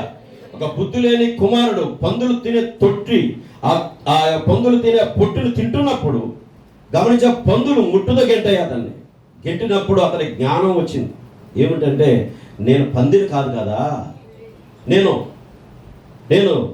నా తండ్రి ఇంట నాకు సమృద్ధి ఆహారం ఉంది కదా, నేను ఎందుకు ఇక్కడ ఆకలి తలమటిస్తూ పందులు తిని పొట్టు తిని నా బతుకు నా కడుపు నింపుకోవడానికి ఎందుకు ప్రయత్నిస్తున్నాను? అయ్యో, ఇది నేను ఉండవలసిన స్థలము కాదు, ఇది నా స్థలము నా తండ్రి యొద్దే. బుద్ధి వచ్చినప్పుడు వెంటనే వాడు తండ్రి జ్ఞాపకం వచ్చాడు. తక్షణమే ఆ పొట్టును వదిలిపెట్టి తండ్రి దగ్గరికి పరిగెట్టుకుని వస్తున్నాడు. ప్రభుకి మహిమ కలుగును గాక. అలాగే దేవుని బిడ్డలారా, గొర్రె అనేది విశ్వాసకు సాదృశ్యమైనది. ఒకవేళ గొర్రె అక్కడ ఉండదని ప్రవక్త చెప్తున్నాడు. ఎందుకంటే ఆ స్థలంలో అది ఉండడానికి అవకాశం లేదు. ఒకవేళ ఉండినా అది అరుస్తుంది, బయటికి రావడానికి కేకలు పెడతాది. తక్షణమే దేవుడు హస్తం వెళ్ళి సహాయపడుతుంది. Praise God. దేవుడికి మహిమ కలుగును గాక. కనుక దేవుని ఆత్మ మూలంగా జన్మించిన మనుషుడు లోక సంగతులను ద్వేషిస్తాడు. ఎలాగనగా మీరు లోకమును కానీ లోక సంగతులు కానీ ప్రేమిస్తున్న ఎడలా దేవుని ప్రేమ మీలో లేనే లేదు అన్నాడు. మనం ఇక్కడ కూర్చున్న మనం ఎవరమైనా సరే దేవుని కంటే లోకమును ప్రేమిస్తే దేవుని ప్రేమ నీ దగ్గర లేదండి. అర్థం చేసుకోండి. దేవుని కార్యక్రమాలు అనేవి సంఘంలో ఉన్నప్పుడు, దేవుని కూటాలు దేవుని సంఘంలో ఉన్నప్పుడు, నువ్వు దేవుని కూటాల్లో ఉండకుండా దేవుని సంఘంలో ఉండకుండా బయట కార్యక్రమంలో నువ్వు తిరుగుతున్నావు అనుకో, అసలు నీలో ఏమి లేదు, దేవుని ప్రేమ లేదు. దేవుని ప్రేమ నీకుంటే అరగంట ముందే పరిగెట్టుకుని వచ్చి దేవుని సన్నిధిలో కూర్చుంటాం, ప్రార్థన చేసుకుని దేవునితో మాట్లాడుకుంటాం. దైవజనులు నాకు ఈ బుధవారం బైబిల్ స్టడీ టయానికి ఉండమని చెప్పారు. ఖచ్చితంగా నేను వెళ్ళిపోయి ఆ టయానికి వెళ్ళి ప్రార్థన చేసుకోవాలి, ఉపవాస ప్రార్థన చేసుకోవాలి. ఆరాధనలో నేను టయానికి ఉండాలి, ఇన్స్ట్రుమెంట్స్ ప్లే చేయడానికి ముందు వెళ్ళిపోవాలి. అలాగే నేను ఇన్స్ట్రుమెంట్స్ నేర్చుకోవాలి, నేను కూడా వాయించాలి, నేను కూడా పాడాలి, నేను కూడా స్తుతించాలి, నేను ఆరాధన చేయాలి అని నీవేం చేస్తావంటే దేవుని ప్రేమిస్తున్నట్లయితే పక్కవాడిని కూడా అడగవంట. ఏమని? నువ్వు వస్తావా ఆరాధనకని? వాడి గురించి నువ్వు అడగవు. ముందు నీ వంతులో నువ్వు వచ్చి దేవుణ్ణి ఆరాధించుకుంటావు. ఎందుకనగా నువ్వు ఎవరిని ప్రేమిస్తున్నావు? దేవుని ప్రేమిస్తున్నావు. హల్లెలూయా, హల్లెలూయా. ఎంత అద్భుతమైన దేవుడు. దేవునికి స్తుతి కలుగునుగాక. దేవునికి స్తోత్రం. సరే, ఇక్కడ నేను ఈ విషయం ఇక్కడతో ఆపేస్తున్నాను. చాలా విషయాలు ఉన్నాయి కానీ అక్కడికి వెళ్ళట్లేదు. మరొక అంశాన్ని మీతో పంచుకుంటాను. అదేమిటంటే ఇక్కడ ఎవ్రీ అధ్యాయంలో దీంట్లో 120 పేరాలోకి వెళ్తున్నాను. 120 పేరా ఏంటంటే ఇక్కడ ఆయన దశంభాగముల గురించి చాలా తేటగా వివరించాడు. అసలు దశంభాగం ఇచ్చుట్లో అసలు నువ్వేం పొందుకుంటున్నావు, దేవుడు నీకు ఇచ్చే బహుమానం ఏంటి అనే దాని మీద ప్రవక్త చెప్పాడు. దీంతో నేను క్లోజ్ చేస్తాను, ఇంకా అక్కడ ఎక్కువ చోటుకి వెళ్ళలేము. 120 పేరాలో ఉంది. హల్లెలూయా, దేవునికి స్తోత్రం కలుగునుగాక. గొప్ప దేవుడు, నువ్వు మహా గొప్ప దేవుడు. దేవునికి స్తోత్రం. చూడండి, 7వ అధ్యాయంలో ఫస్ట్ భాగం హెబ్రీయులో 10వ వంతు గురించి మాట్లాడుతున్నాడు. అబ్రహాము వాగ్దానం కలిగి ఉన్నాడు. వాగ్దానం కలిగి ఉన్న అబ్రహామును ఈ మనుషుడు ఆశీర్వదించాడు. ఎవరు? మెల్కీసెదెకు. ఈయన ఎవరు? తర్వాత లేవి కుమారులు వారి సహోదరులకు దశమ భాగంలో చెల్లించారు. వారి సహోదరులే వీరికి దశమ భాగంలో చెల్లించారు.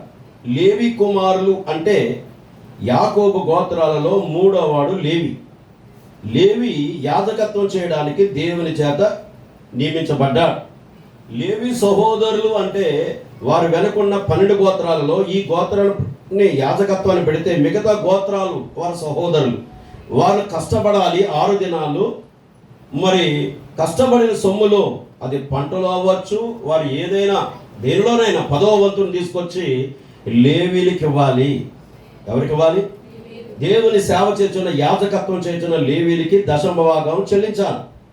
వారి సహోదరులు జీవనము కొరకు సంపాదించిన దానిలో నుండి, దేని నుండి చెప్పండి? జీవనము కొరకు సంపాదించిన సొమ్మది. హల్లెలూయా. అక్రమంగా సంపాదించినది కాదండి. జీవనము కొరకు, మీ జీవనము కొరకు సంపాదించిన దానిలో నుండి 10వ వంతును తీసుకోమని వారు ప్రభు యొద్ద నుండి ఆజ్ఞను పొందుకున్నారు. చూడండి, ఎందుకంటే వారు యాజకత్వమై ఉన్నారు. మీరు మాట్లాడుతున్నట్లు సరిగ్గా అక్కడే అది మెల్కీసెదెకు యాజకత్వమును చూపిస్తుంది. అది నిజం. అయితే ఈ మనుషుని విషయంలో, ఏ మనుషుని విషయంలో? షాలేము రాజు, నీతికి రాజు, సమాధానపు రాజు. హల్లెలూయా.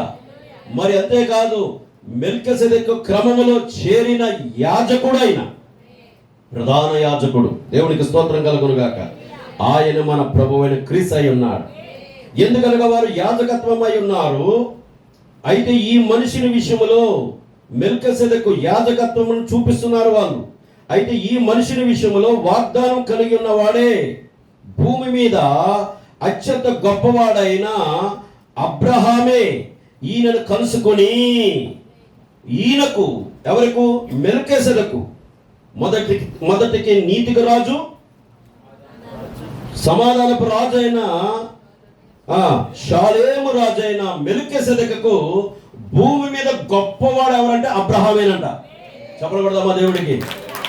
ఎందుకంటే అబ్రహాముని దేవుడు కలుసుకున్నప్పుడు అబ్రహాము రాజులను సంహరించి, ఎవరిని?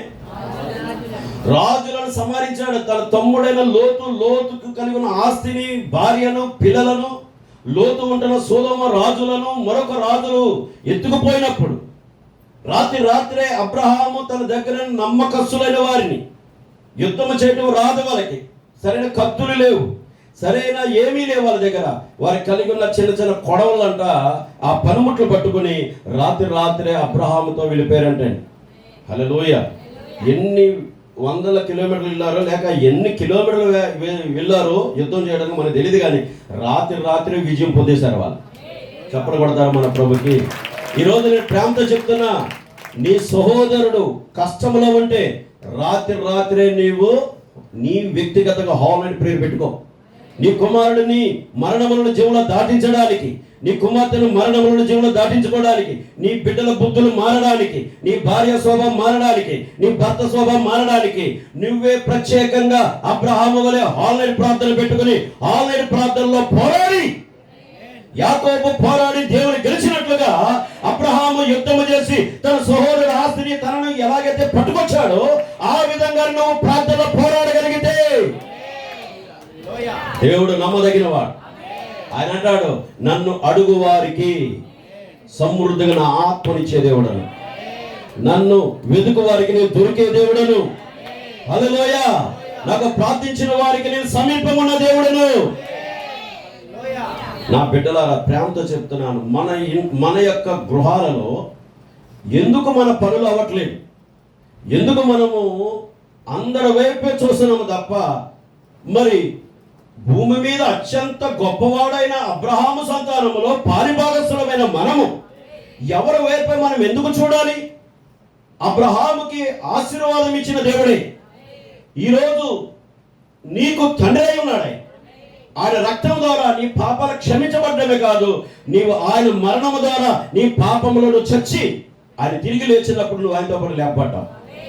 అబ్రహాముకి ఇవ్వబడిన ప్రతి వాగ్దానానికి మన ప్రభువు యేసు నిన్ను వారసుడు చేశాడు. అందుకే నువ్వు నా నామమును బట్టి నువ్వు ఏమడిగినా నీకు ఇస్తానన్నాడు ఆయన. కనుక నీకు దేవుడు ఏమిచ్చాడంటే, నీవు నీ తండ్రి అయిన దేవుణ్ణి అడిగి పొందుకోమంటున్నాడు ఆయన. ఇలా అన్నా నన్ను మన్నించండి.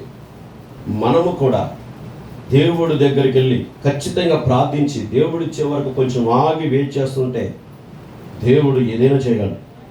ఒకసారి దేవుడు అడగగానే ఇస్తాడు, ఒకసారి దేవుడు ఆలోచిస్తూ వస్తాడు. ఏ సమయానికి నీకు ఏది అందాలో నీకు తెలుసు. ఒక మాట చెప్పనా, ముహూర్తం అయిపోతుంది, అయిపోతుంది, ఇవి అయిపోతుంది, అటు అయిపోయి ఇటు అయిపోయి అయిపోవడానికి మనం ఏమైనా ముహూర్తాన్ని పాటించేవాళ్ళమా? చెప్పాలి చెప్పాలి మీరు అందరూ చెప్పండి గట్టిగా. పంతులు ఏం చేస్తారు వాళ్ళు? బయట వాళ్ళు ముహూర్తం వరకు బాగానే ఉంటుంది. ముహూర్తం టైం వచ్చిందనుకో నిమిషం మీద ఉందా, నువ్వు ఇంకేం చేస్తాను పక్కకు వచ్చి అతన్ని ఇబ్బంది పెట్టి త్వరగా నువ్వు ఏం చేయాలి, తాడు కట్టించే అంటాడు. అక్కడ పరిస్థితులు ఎలా కూడా ముందే కట్టేది, తాడు కట్టే అంటే ముహూర్తం దాటితే ఏదో డేంజర్. అర్థమైందా? ఈరోజు క్రైస్తవులు మనకు అలాంటివి ఏమీ లేవు. మనం యేసు రక్తంలో ఉన్నాం. ప్రతి సమయం మనకు మంచిదే.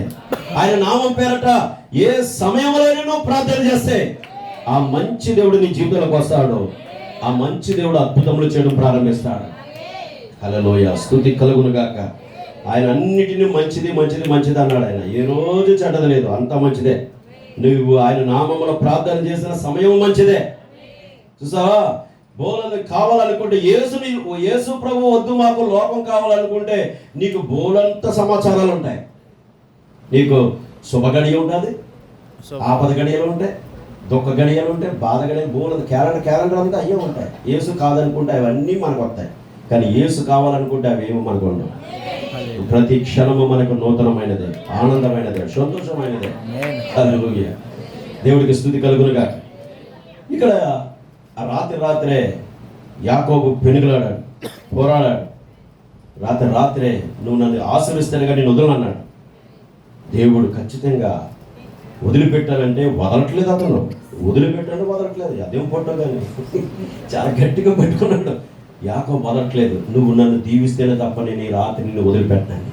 మన ప్రార్థన అలాగే ఉండాలి. మనకి ఎందుకు అది పెట్టాడంటే మనం అలా ప్రార్థన చేసి దేవుని యొద్ద నుండి నువ్వు దీవెన పొందుకోవాలని, నువ్వు ఆశీర్వాదం పొందుకోవాలని, ఖచ్చితంగా నేను సంతోషంగా ఉండాలని, నా దేవుడే కార్యం చేయాలని నువ్వు ఆసక్తిగా ప్రార్థన చేయాలి. అప్పటికే దేవుడు ఊరుకున్నాడా? నువ్వు వదిలన్నాడు మర్యాదగా. వదల, నాకు తెల్లవారిపోతుంది పోనీ అంటున్నాడు ఆయన. నేను వదలను, దీవిస్తేనే కదా. నిజానికి యాకోబుకి ఏం తక్కువ? భౌతికంగా సమృద్ధి ఆస్తున్నది. అయినా ఆశీర్వదించడం ఏంటి? అర్థమైందా? ఆశీర్వదించడం అంటే అతడు తిరిగి జన్మించాలి. అతడు పాపమును వదిలిపెట్టి పరిశుద్ధాత్మను పొందుకోవాలి. ఆ ఆశీర్వాద కొరకు పెనుగులాడుతున్నాడు. ఆఖరికి దేవుడికి విడిచిపెట్టట్లేదని అతను కుడి కాలు ఎక్కడుందో చూసి తుంటి రగ్గొట్టాడు. అంట ఏంటండి? తుంటి రగ్గొడితే తుంటి రగ్గొట్టా సరే తుంటితోటే కుంటు కాలుతో ఫైట్ చేస్తాడు. దేవుడిని పట్టుకుని వదులుతలేదు. హల్లెలూయా. మన దేవుణ్ణి మన ప్రభు వాక్యం ఏమన్నా తెలుసా? యాకోబు మగసిరి గలవాడే, దేవునితో పోరాడి గెలిచాడంటే. దేవుడు ఎంత తగ్గించుకున్నాడో మీరు ఆలోచిస్తున్నారా? హల్లెలూయా. బాబు వింటున్నారా? పోరాడి దేవునికి స్తోత్రం. ప్రార్థనతో పోరాడు. దేవుడు నీకు అది చేయటానికి సమయం కాకపోయినా నీకు అవసరం కనుక నువ్వు ప్రార్థన చేస్తే ఖచ్చితంగా నీ పక్షాన్ని నిలబడి కార్యాలు చేసే దేవుడై ఉన్నాడు. అందుకని వ్యక్తిగతంగా కూడా ఎవరి మట్టుకు వారికి హాల్ నైట్ ఉండాలి. నీ భర్త పండుకుంటే భార్యని నువ్వు లేచి ప్రార్థించాలి. లేకపోతే నీ భార్య పడుకుంటే భర్తని నువ్వు లేచి ప్రార్థన చేయాలి. హల్లెలూయా. నా తొలిటి దినాలలో నా భార్యతో కుటుంబ ప్రార్థన పెట్టేసుకున్నాక, ఆవిడ పండుకున్నాక నేను పర్సనల్గా దేవుడితో మాట్లాడుకునేవాడు. మీకు ఉండాలి అబ్బాయి, మీ అందరికి కావాలి. అది ఎల్లప్పుడూ మీ కుటుంబాలు ఆశీర్వదించబడి వర్ధిల్లింపబడాలంటే ప్రార్థన శక్తివంతమైన ఆయుధమై ఉన్నది. దేవునికి స్తోత్రం కలుగుగా.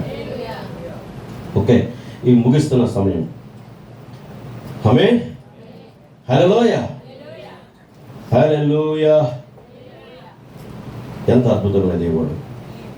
మరి ఈ లేవి వంశముల నుండి అబ్రహాముని చూడండి. భూలోకములో గొప్ప వ్యక్తి అబ్రహామే. దేవుడు అతను ఆశీర్వదించాడు.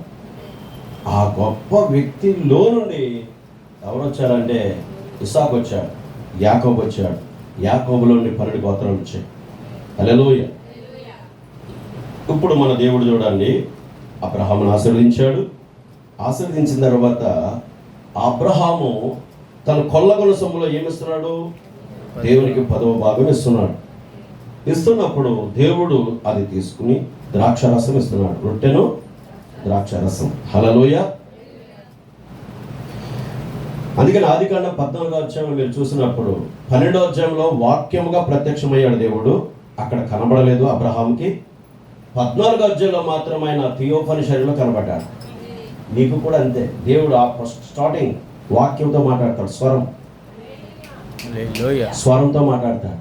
నీ హృదయం వానికి దగ్గరగా అవుతుంది అనుకో, నీ వానికి దగ్గరగా స్నేహితుడిగా మారిపోతున్నావు అనుకో, హల్లెలూయా, నీకు కనబడతాడు ఆయన. థియోఫనీ బాడీలో కనిపిస్తాడు ఆయన. దేవునికి మహిమ కలుగునుగా. అబ్రహాము దేవునికి స్నేహితుడైపోయాడు కనుక వెంటనే అబ్రహాము దగ్గరికి ఆయన ఏం చేశాడు? రాజులు జయించి వస్తుండగా ఆయన మానవ రూపంలో వెళ్ళిపోయాడు. కానీ ఆ రూపము దేహము కాదు, అది థియోఫనీ శరీరం అయి ఉన్నది.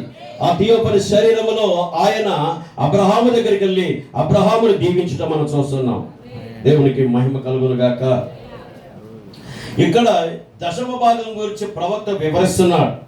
చూడండి, ఒక మనిషి దశమ భాగములు దేని కొరకు తీసుకుంటాడు? అతడు ఎటువంటి అసలు ఎన్నడూ జన్మించిన వాడై, ఎన్నడూ మరణించలేని వాడై, ఆది నుండి అంతము వరకు ఉండి ఉన్నవాడై, మరియు తండ్రినైనను లేదా తల్లినైనను లేదా వంశావళైనను కలిగి లేనివాడై, మరియు భూమి ఆకాశములను మరియు వాటిలో ఉన్న సమస్తమును అతనికే చెంది ఉన్న ఎడల అతడు, అనగా మెల్కీసెదెకు, అతడు దశమ భాగమును ఎందుకు తీసుకుంటాడు? హల్లెలూయా. అర్థమైంది మీకు? అసలు ఒక నరుడి దగ్గర దేవుడు, ఆయనకి జీవమునకు ఏమి లేదు, జీవమునకు ఆది లేదు, అంతము లేదు. చూడు, తల్లి లేడు, తండ్రి లేడు, వంశావళులు లేరు, ఎవరు లేరు. ఆయన భూమి ఆకాశములకు సృష్టికర్త ఆయనే. మరి ఆయనకు కొదువు ఉన్నట్టుగా 10వ వంతు ఎందుకు తీసుకోవాలి? 10వ వంతుతో ఆయనకి పని ఏంటి? సర్వం ఆయనదే, అన్నీ ఆయనవే. అబ్రహాం ఆయన వాడే, ఇస్సాకు ఆయన వాడే, యాకోబు ఆయన వాడే, లేవి ఆయన వాడే, ఇక్కడ కూర్చున్న మనం ఆయన వారమే. మరి ఇప్పుడు ఆయనకి ఏదో ఆకలి అవుతుంది, పిల్లలారా నాకు అన్నం పెట్టండి అన్నట్టు మన తండ్రా, మన తల్లి భౌతికంగా అనుకోవడానికి ఆయన సృష్టికర్త. ఆయన అన్ని మనకి ఇచ్చు దేవుడు ఆయన. హల్లెలూయా. మరి అయినా ఎందుకు అడుగుతున్నాడంట? హల్లెలూయా. మీరు ఎప్పుడైనా 10వ వంతులను దేవుడు ఎందుకు మన అడుగుతున్నాడని ఎప్పుడైనా మీరు ఆలోచించారా? చూడండి, దశమ భాగములు చెల్లించమని అతడు అబ్రహామును ఎందుకు అడుగుతాడు? ప్రశ్న వేసుకోవాలి మీరు. దశమ భాగములు చెల్లించడం అనేది ఎంత ఖచ్చితమైన విషయమో మీరు చూస్తున్నారా? దశమ భాగము చెల్లించడం అనేది సరైన విషయము. ఏంటంటే అది సరైన విషయం. దశమ భాగం చెల్లించడం అంటే ఏంటి? చెప్పండి బాబు సంతోషంగా. మీరు దశమ భాగము దేవునికి చెల్లించే విషయంలో అది సరైన విషయం అంటున్నాడు. ఏంటో మనం చూస్తున్నాం. హల్లెలూయా. ప్రతి క్రైస్తవుడు దశమ భాగము చెల్లించబద్ధుడై ఉన్నాడు. ఎన్నడూ అది మార్చబడలేదు. ఇప్పుడు అంతేకాక నేను ఒక విధమును చెప్పిన యెడల 10వ వంతులను పుచ్చుకొని లేవీయు అబ్రహాము ద్వారా దశమ భాగములను ఇచ్చాను. ఇక్కడ ఒక విషయం ఉన్నది. 10వ వంతు తన సహోదరు దగ్గర 10వ వంతు తీసుకోబోతున్న లేవి కూడా ఎవరికి 10వ వంతు ఇస్తున్నాడు? మళ్ళీ లేవి యాజకత్వం. అతడు తన సహోదరులు అంటే మిగతా గోత్రాల వారి దగ్గర ఏం చేస్తున్నాడు? 10వ వంతులు దశమ భాగాలు తీసుకుంటున్నాడు. అతను తీసుకున్న తర్వాత కూడా అక్కడతో ఆగట్లా. లేవి మళ్ళీ ఎవరికి దశమ భాగం ఇవ్వాలి? దేవుడికి ఇవ్వాలి. కానీ లేవి ఎవరికి ఇస్తున్నాడు? ఇక్కడ మెల్కీసెదెకుకి ఇస్తున్నాడు. మెల్కీసెదెకే ప్రభువు, క్రీస్తు అయి ఉన్నాడు, యెహోవా అయి ఉన్నాడు. దీనిని ప్రవక్త మనకి చాలా లోతుగా వివరిస్తున్నాడు. ఇక్కడ చూసేటప్పటికి రాజులు సంహారం చేసి అబ్రహాము తిరిగి వచ్చినప్పుడు అక్కడ ఇంకా అబ్రహాము ఇస్సాకుని కనలేదు, యాకోబుని కనలేదు. ఇస్సాకు యాకోబు ఇంకా పిల్లలు కనలేదు లేవీని. కానీ హల్లెలూయా, అబ్రహాము 10వ వంతంట మెల్కీసెదెకుకి చెల్లిస్తున్నప్పుడు ఆమేన్, లేవి ఎక్కడున్నాడని తెలుసా? లేవి అబ్రహాం యొక్క వెన్నులో ఉన్నాడంటే. దేవునికి మహిమ కలుగునుగా. రహస్యం అంటే బిడ్డలు ఉండే స్థలం అదనమాట. ఎక్కడ? పురుషుడిలో బీజకణం ఉంటుంది, ఆ బీజకణం వెన్నులో ఉంటుంది. అక్కడ నీ బిడ్డలు దాగి ఉన్నారు. అబ్బాయి పెళ్ళి అవ్వక ముందు నీ బిడ్డలు అక్కడే ఉన్నారు, పెళ్ళి అయిన తర్వాత నీ బిడ్డలు బయటకు వచ్చారు. చప్పట్లు కొడతారు దేవుడికి. నీ రహస్యం విప్పిన దేవుడికి మహిమ చెల్లించచ్చుగా. ఆమేన్. హల్లెలూయా. హల్లెలూయా. ఆమేన్. అప్పుడు ఈయన 10వ వంతు చెల్లిస్తుంటే, అబ్రహాము 10వ వంతు మెల్కీసెదెకు ఇస్తే, మెల్కీసెదెకు 10వ వంతు తీసుకుని, హల్లెలూయా, ఏం జరుగుతుంది తెలుసా? ఆ అంశం ఇక్కడ ఎత్తుతున్నాడు.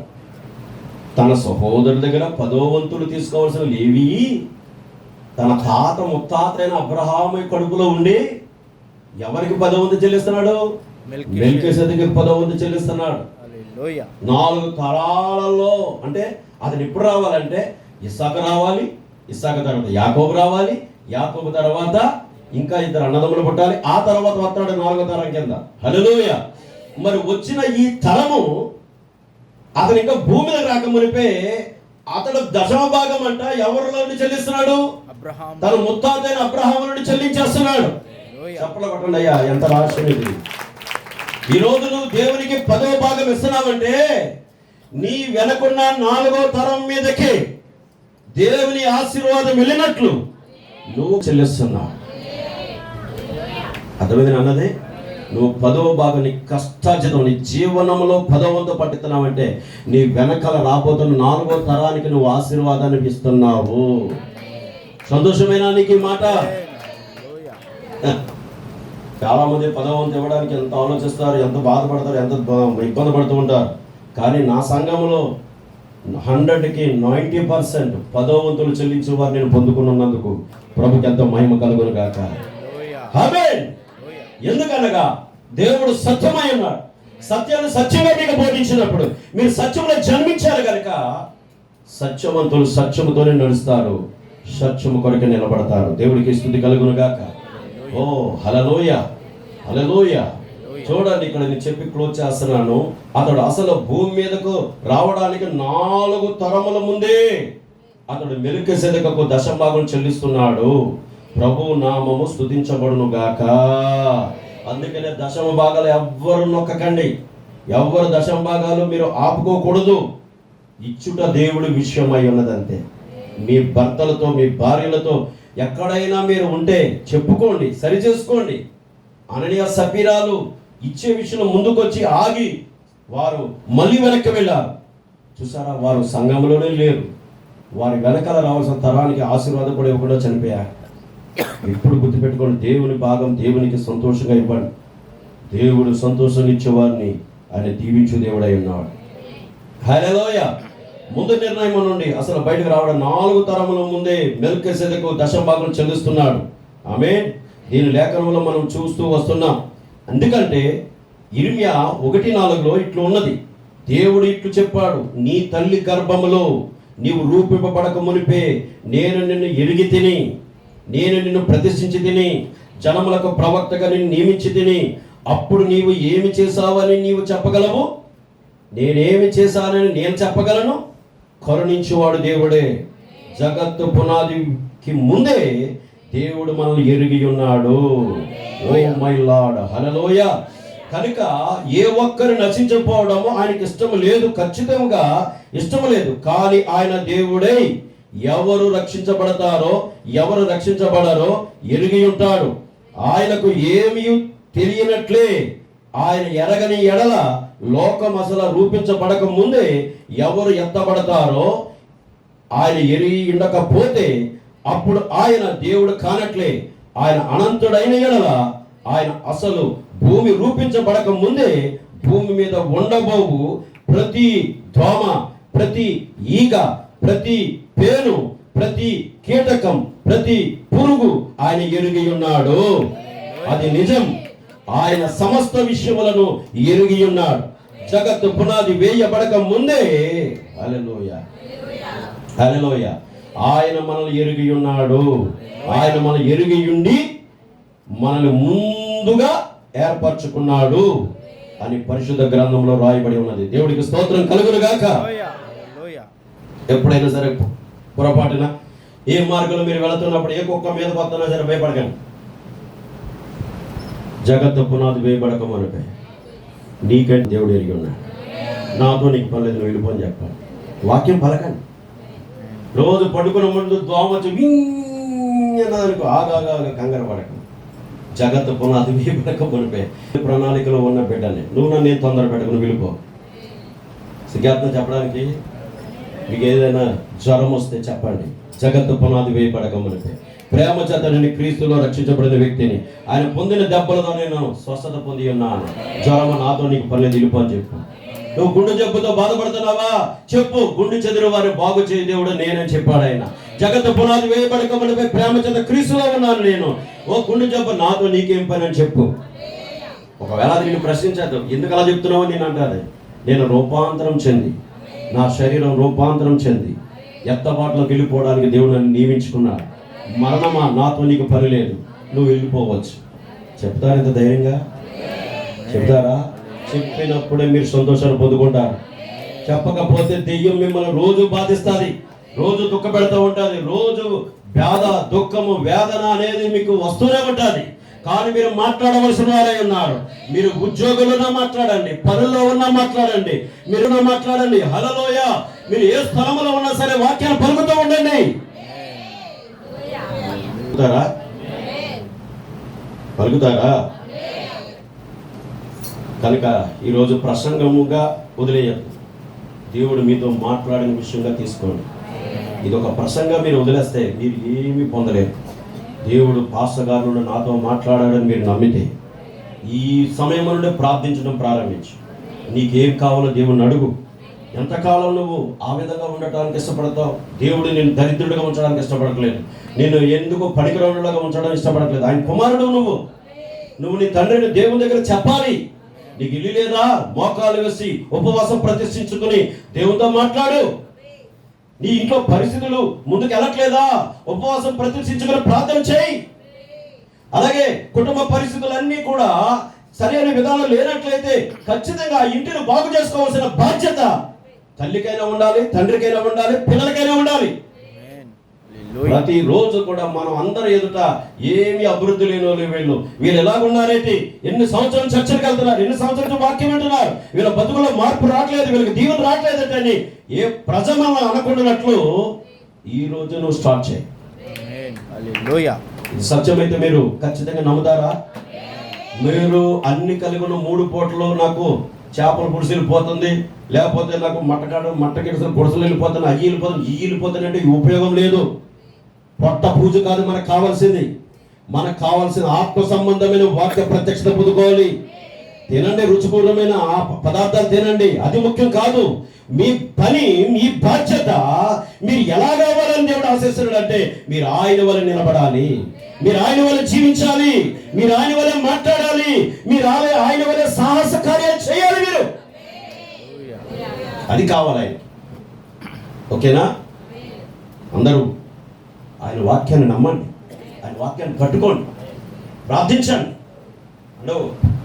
ప్రార్థించండి. మీరు ఏం పొందలేకపోతున్నారో ఈ రోజు నుంచి ప్రార్థించడం మొదలు పెట్టండి. కార్యములు జరగటము ఆయన చేతిలో ఉన్నాయి. నన్ను అడుగువాడు నాకు కావాలంటాడు. ప్రార్థించేవారు ఆయనకి కావాలండి, ఆయనతో చెప్పుకునేవారు ఆయనకి కావాలండి. ఇప్పుడు ఇక్కడ తండ్రులుగా కూర్చున్నామండి మనము. మన పిల్లలు మనతో ఏమీ చెప్పుకోకుండా ఎప్పుడు ఒకేలాగా మనం పట్టించుకోకుండా అటు ఇటు పోతూ మనతో ఏది పంచుకోకుండా వెళ్ళిపోతుంటే వాడు సరైన వస్త్రం వేసుకోకపోతే, వాడు సరైన ఇల్లు లేకపోతే, వాడికి సరైన కుటుంబం లేకపోతే, వాడికి సరైన వాడి పరిస్థితి మరి చూస్తూ ఉంటున్నప్పుడు తండ్రిగా నీకు బాధ వేస్తుందా లేదా? చెప్పాలి లేదా? బాధ వేస్తుందా? దేవుడు నీకు తండ్రి, నీ జీవితంలో కూడా అలా లేకపోతే నీ విషయంలో కూడా ఆయన బాధపడతాడు. ఖచ్చితంగా నువ్వేం చేయాలి? తండ్రి దగ్గరికి వెళ్ళి నువ్వేదైనా చెప్పుకుంటే తండ్రి వెంటనే పట్టించుకుని ప్రేమతో నీకు సహాయపడతాడు. అలాగే దేవుడు కూడా ప్రార్థన చేయటం వలన నువ్వేదైతే ఇంతవరకు సాధించలేకపోయావో అవన్నీ నువ్వు పొందుకుంటావు. దేవుడి మాటలు దీవించునుగా. ప్రార్థించుకుందాం. ఒక్క నిమిషం మోకరించండి. ప్రభువా, నా హృదయంతో చాలా ప్రత్యేకంగా మాట్లాడుతున్న ఈ ఉదయం వల వేయబడిన తర్వాత నేను ఈ సంఘమైన శరీరంలోకి వచ్చాను. చాలా సంవత్సరం నుంచి నీ యొక్క సంఘములో నీ వాక్యం వింటూ వస్తున్నాను. వల విసిరిన తర్వాత రకరకాల జంతువులు వలలు అలా పడినప్పుడు అందులో శ్రేష్టమైన చేపలు కూడా ఉన్నాయి. కానీ ఆ చేపలను ఆ యజమాని బుట్టలో వేసుకుంటాడు. ప్రతి జంతువును తిరిగి మళ్ళీ సముద్రంలో విడిచిపెట్టేస్తాడు. ఎందుకని అవి ఉండలేవు. అతనికి కావాల్సిన చేపలే. ఓ ప్రియమైన ప్రభువా, నా జీవితంలో నేను మారుమనసు పొంది ఆ తొలిటి దినముల నుంచి ఇప్పటి వరకు నాయన నేను నీ వాక్యం వినే విషయంలో, జీవించే విషయంలో నువ్వు నన్ను ఎంతో పట్టుకుని నడిపిస్తూ వచ్చావు. నాకు తోడుగా ఉండి నా ప్రతి అవసరం తీరుస్తూ వచ్చాను. అయితే నా దేవా, ఇప్పుడు ఎత్తబడే టైంలో ఉన్నాను. దేహాలు మార్పున్నది మహిమతో మధ్యాకాశానికి వచ్చే సమయం. అయితే తగినంత సిద్ధపాటు నాకు ఉందో లేదో నేను గ్రహించలేకపోతున్నాను. అయితే నా కన్నులు తెరువుదేవా, నా మనసు తెరువుదేవా, నా అంతరంగంలో ఒక మార్పును జరుగుట నేను తేటగా గమనించుకోగలగాల ప్రభువా. రూపాంతరం చెందినట్లుగా నేను చూసుకోగలగాల ప్రభువా. ఇప్పుడు నా ప్రభు వస్తే నేను ధైర్యంగా వెళ్ళిపోతానని ఒక నిశ్చయిత నాకు కావాలి కదా ప్రభువా. ఇదిగో వెళ్ళే ముందు నా బిడ్డల పరిస్థితి ఏంటి, నా భార్య పరిస్థితి ఏంటి, నా భర్త పరిస్థితి ఏంటి, అయ్యో నా సంఘంలో నా సభ్యుల పరిస్థితి ఏంటి, అయ్యో నా చుట్టూరు ఉన్న వారికి నేను నీ వాక్యాన్ని ఇచ్చి వారికి నీ సత్యాన్ని చెప్పకుండా నేను వెళ్ళిపోతే దాని ప్రయోజనం ఏంటి? రేపు నువ్వు నన్ను అడిగితే నేను ఏం చెప్పగలను? ఓ తండ్రి, కరుణ చూపించు దేవా. అయ్యా, నేను అలా ఉండటానికి ఇష్టపడట్లేదు ప్రభువా. ఓ ఆ సాలి పురుగు వలె, ఆ గండ్ర కప్ప వలె నాయన, లేకపోతే నాయన ఆ పీత వలె, ఆ పాము వలె నేను ఉండడానికి ఇష్టపడట్లేదు ప్రభువా. ఆ స్వభావం నాకు వద్దు ప్రభువా. ఓ నా కళ్ళు పెద్దవి చేసుకుని చుట్టూరు చూడవలసిన అవసరం నాకు లేదు నాయన. నా హృదయంలో ఒక సాధువైన మృదువైన గుర్రపిల్ల వంటి స్వభావం కలిగి ఉంటే చాలు దేవా. ఖచ్చితంగా నాకు ఆ దీనమైన స్వభావాన్ని ఈ ప్రభువా, ఆ పరిశుద్ధాత్మ స్వాధీనంలో నన్ను పెట్టుదేవా.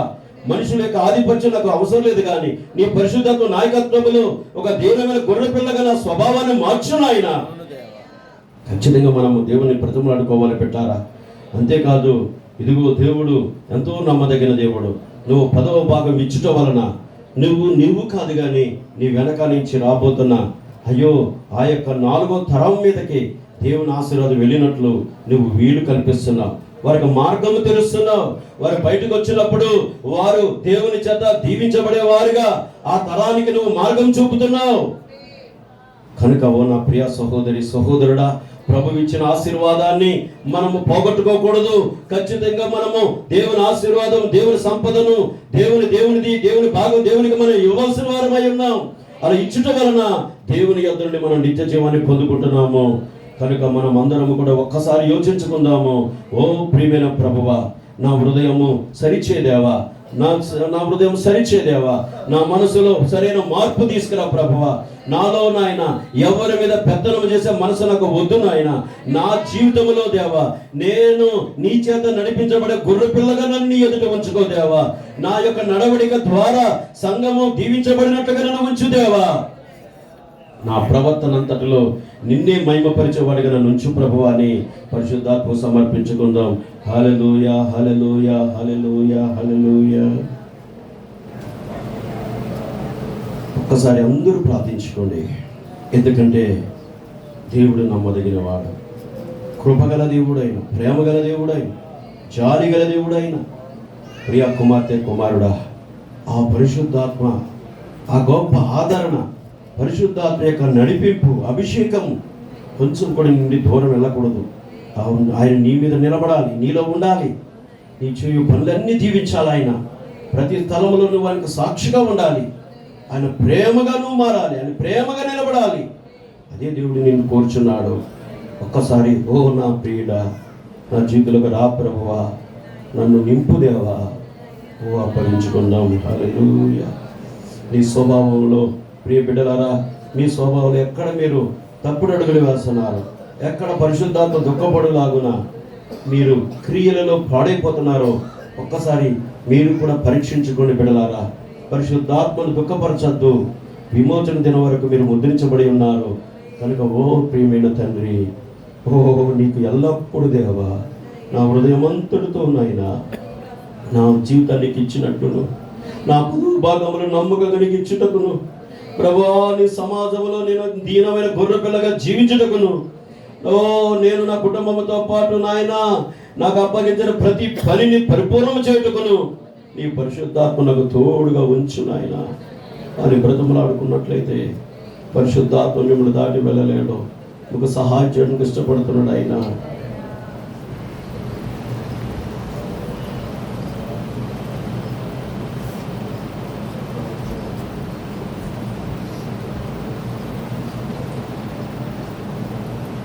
రాజులైన యాజక సమూహముగా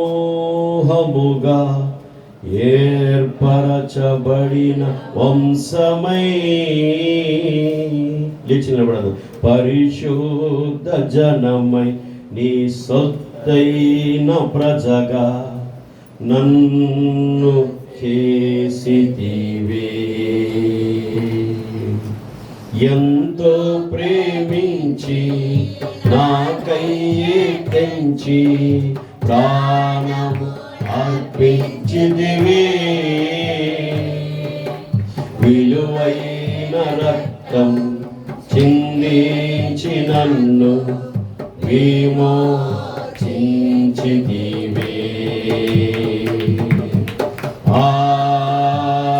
ఆరాధనా గ్లోరీ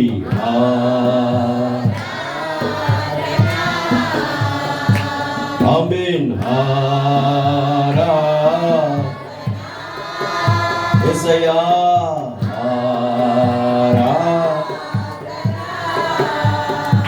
ప్రియా యేసు ప్రభు నాకే, నా యేసు ప్రభు నాకే, ప్రియా యేసు ప్రభు నాకే.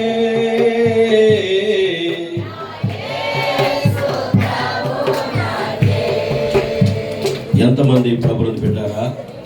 ఈ చక్కని ఉదయకాలం ప్రశస్తమైన దేవుని స్వరం విన్నా మీరు ఆయనకు లోబడుటలోను, ఆయన ఎడల జీవించుటలోను, అంతేకాదు మీ వరకు క్రీస్తుని కలిగిన వారే నిత్య జీవాన్ని తనకిచ్చే విషయంలోను మంచి సమర్పణ, మంచి డెడికేషన్, మీరు వ్యక్తిగతంగా మీరు ప్రభుత్వం మిమ్మల్ని మీరు యాకోబు వలె ప్రతిష్ఠించుకుని పెనుగులాడి ప్రార్థన ద్వారా విజయాలు చూసేవారుగా ఈ ఉదయం ఎంతమంది సమర్పించుకుంటున్నారు? ఇందులో యవనులు ఉన్నారా? పెట్టారా? యవనస్తులైన మీరు అలా నిలబడి ప్రార్థిస్తామని ఒప్పుకుంటారా? అలాగే సహోదరులు ఎవరైనా ఉన్నారా? బ్రదర్స్లో ఎవరైనా ఉన్నారా? నేను సమర్పించుకుని నాయనా అని పెనుగులాడుతాను. నేను ఒక్క రాత్రి నా దేవునితో నేను వ్యక్తిగతంగా గడుపుతాను. నా కుమారుడు జీవితం నా కళ్ళ ముందు ఎందుకు ఉపయోగపడలేనట్టుగా ఉండకూడదు. నా కుమార్తె జీవితము ఎందుకు ఉపయోగలేనట్టుగా ఉండకూడదు. నా భార్య నా కళ్ళ ముందు బలహీనురాలుగా ఉండకూడదు. నా భర్త నా కళ్ళ ముందు బలహీనురాలుగా ఉండకూడదు. నా సంఘము శక్తి లేనట్టుగా ఉండకూడదు. మా దైవజనుడికి ఆరోగ్యం బలహీనుడిగా ఉండకూడదు. నేను ఖచ్చితంగా ప్రతిష్ఠించుకుంటున్నాను ఈరోజు నా దేవుని సన్నిధిలో. ఆ పరిశుద్ధ గుండ్రాలని పేరు వచ్చినా సరే నా ప్రభుకి నేను ప్రతిష్ఠ చేసుకుని ప్రార్థిస్తాను. నా ప్రభుతో నేను మాట్లాడతాను. నా ప్రభు నా స్వరం వింటాడు. ప్రభు తిరిగి నాతో మాట్లాడతాడు. ఆ యాకోబుని తెల్లవారు జామున కలుసుకుని మాట్లాడి దీవించి వెళ్ళినట్లుగా నన్ను కూడా కలుసుకుని దీవించి మాట్లాడి వెళతాడని నమ్ముతున్నానని. ఓ నా ప్రియ కుమార్తె కుమారుడా, మంచి డెడికేషన్ చేసుకుంటావా? ఖచ్చితంగా దేవుడు నీ తీర్మానమును ఆశీర్వదించును గాక, నీ తీర్మానమును బలపరచును గాక. ప్రియ బిడ్డ, ప్రభువైన యేసుక్రీస్తు నామములో నీకున్న ప్రతి అవసరత ఇప్పుడే ఈ క్షణమే తీర్చబడును గాక. పరిశుద్ధుడైన తండ్రి, పెద్దపడిన వాక్యం అందులో ఫలింపచ్చు. ఈ సంఘము తండ్రి కొందరికి పట్టినట్టు, కొందరికి పుట్టినట్టు, కొందరికి ప్రార్థన కావాలి, నాకు అయితే అవసరం లేదు. కొందరికి బుధవారం బైబిల్ స్టడీ నాకు అవసరం లేదన్నట్టుగా ఎవ్వరు ఉండని వద్దు దేవా. తమను తాము తమ హృదయాలలో మోసం చేసుకొని వద్దు దేవా. అందరికీ దేవా నువ్వు ధారాళంగా వాక్యం ఇస్తున్నావు, ధారాళంగా ఆత్మనిస్తున్నావు, ధారాళంగా పోషిస్తున్నావు. వీటన్నిటిలో నేను బలపడాలని మంచి తీర్మానం, మంచి తపనతో నాయన ఈ సంఘంలో ప్రతి బిడ్డను మండిస్తున్న ఆయన ప్రతి కార్యములో పాలివారిగా చేయండి దేవా. తీసుకున్న తీర్మానము నీకు దీవెనగా వచ్చు దేవా. ఈరోజు మాట్లాడిన వాక్యమును ఆయన ఎంత మాత్రం ఈ బిడ్డల జీవితాలలో పిలుపులాట్లాడుకుని పిల్లకాయల వలె తలంచవద్దు. వీళ్ళ పరిశుద్ధాత్మతో దేవా నువ్వు మాట్లాడవని ఒక తుది నిర్ణయంతో నాయన నీ బిడ్డలు నింపి పంపించండి అయ్యా. ఇది ఎందుకనగా తండ్రి, ఇది చాలా ఎత్తబడే రోజులై ఉన్నవి దేవా. నువ్వు చెప్పినట్టుగా జనం మీదకి జనము నాయన, భూమి మీద నాయన భూకంపాలు ప్రభా, కరువులు దేవా, ఎన్నో మేము సంభవిస్తా చూస్తున్నాం తండ్రి. యుద్ధాలు జరుగుతూనే ఉన్నాయి ప్రభువా, భయంకరంగా నాయన. ఇజ్రాయెల్స్ నాయన, ఇరాన్ నాయన, అమెరికా నాయన, ఇగో పోట్లాడుకుంటూనే ఉన్నాయి ప్రభువా. చైనా, రష్యా, యుక్రెయిన్ రంగంలోకి వస్తూనే ఉన్నాయి ప్రభువా. ఇదే సమయంలో భూకంపములు ప్రభువా, తీవ్రమైన సెక్టర్ స్కేల్లో నాయన, ఇదిగో తండ్రి నాయన వెనిజులాను ఊపివేసినప్పుడు నాయన లక్షల మంది నాయన అపార్ట్మెంట్స్ కూలిపోయి వారి శరీరాలు ముక్కలైపోయినాయన. ఎన్నో వేల మిలియన్ మంది చనిపోయారు ప్రభువా. ఇదిగో వరదలతో నాయన కొన్ని ప్రాంతాలు కొట్టుకుపోతున్నాయి ప్రభువా. ఇదిగో మరి ప్రాంతాలు ఈ విధంగా ఉంటున్నాయి ప్రభువా. యుద్ధముతో, అణుశక్తితో, బాంబులతో నాయన ఇదిగో తండ్రి ప్రజల దేశానికి కరువు వచ్చినట్లుగా ప్రజలు పేల్చి వేసుకుంటున్నారు కదా తండ్రి. ఇవన్నీ సంభవించడం మేము చూస్తున్నప్పుడు దేవా, ఇజ్రాయేల్ యుద్ధ రంగంలో ఉన్నప్పుడు దేవా, వధువు ఆత్మ సంబంధమైన ఎత్తబాటు కొరకు సిద్ధపడుతున్న సమయంలో నాయన నీవు వచ్చి మధ్యాకాశం వధువును తీసుకుపోతున్నావు కనుక అలా జరుగుట ఏ వ్యక్తి అయితే ఎరిగి మెలుకు కలిగి మనిషి కుమారుడైన నా ఎదుట శక్తిమంతుడు అవ్వాలంటే ప్రార్థన చేయాలి అతడు అన్నావు దేవా. ప్రార్థన ఆత్మ నా సంఘం మీద కుమ్మరింపబడును కనుక నాయన ప్రతి బాలుడు మొదలుకొని వృద్ధుల వరకు నాయన ప్రతి ఒక్కరి మీద నీ పరిశుద్ధాత్మ ప్రార్థనతో ప్రతి బిడ్డను కదిలించునుగా కదా తండ్రి. అభిషేకముతో దేవా నా దేవుని సంఘాన్ని మండిస్తూ ముందుకు నడిపించమని, నన్ను మండించమని దేవా. ఇగో నా భార్య ఎంతో బలహీనంగా ఉండటండి, శత్రువు దేవా ఆమె మీద దాడి చేసే దేవా, రాత్రి అంతా కూడా నిద్ర పట్టలేకుండా ఎంతో చేసిన ప్రార్థిస్తూ వాడిని గద్దిస్తూ నాయన పోట్లాడుతూనే ఉన్నాం ప్రభువా. ఇగో పరిపూర్ణ ఆరోగ్యము దయచేయండి తండ్రి. రేపు ఉదయం నాయన నీ బిడ్డలు ప్రార్థనకు ఆహ్వానించారు తండ్రి. రాగలిగిన బిడ్డలందరినీ నడిపించు ప్రభువా. ప్రతి బిడ్డనికి అప్పగిస్తూ తిరిగి గృహానికి వెళుతుండగా నీ కృపాసు తోడించమని మా అందరినీ చేతులకు అప్పగిస్తూ ప్రభువా యేసుక్రీస్తు దివ్య నామములో ప్రార్థించుచున్నాను తండ్రి, ఆమేన్. మన ప్రభు కృప కూడి వచ్చిన మీ అందరికీ తోడుండి బలపరిచి నడుపునుగాక, ఆమేన్. God bless.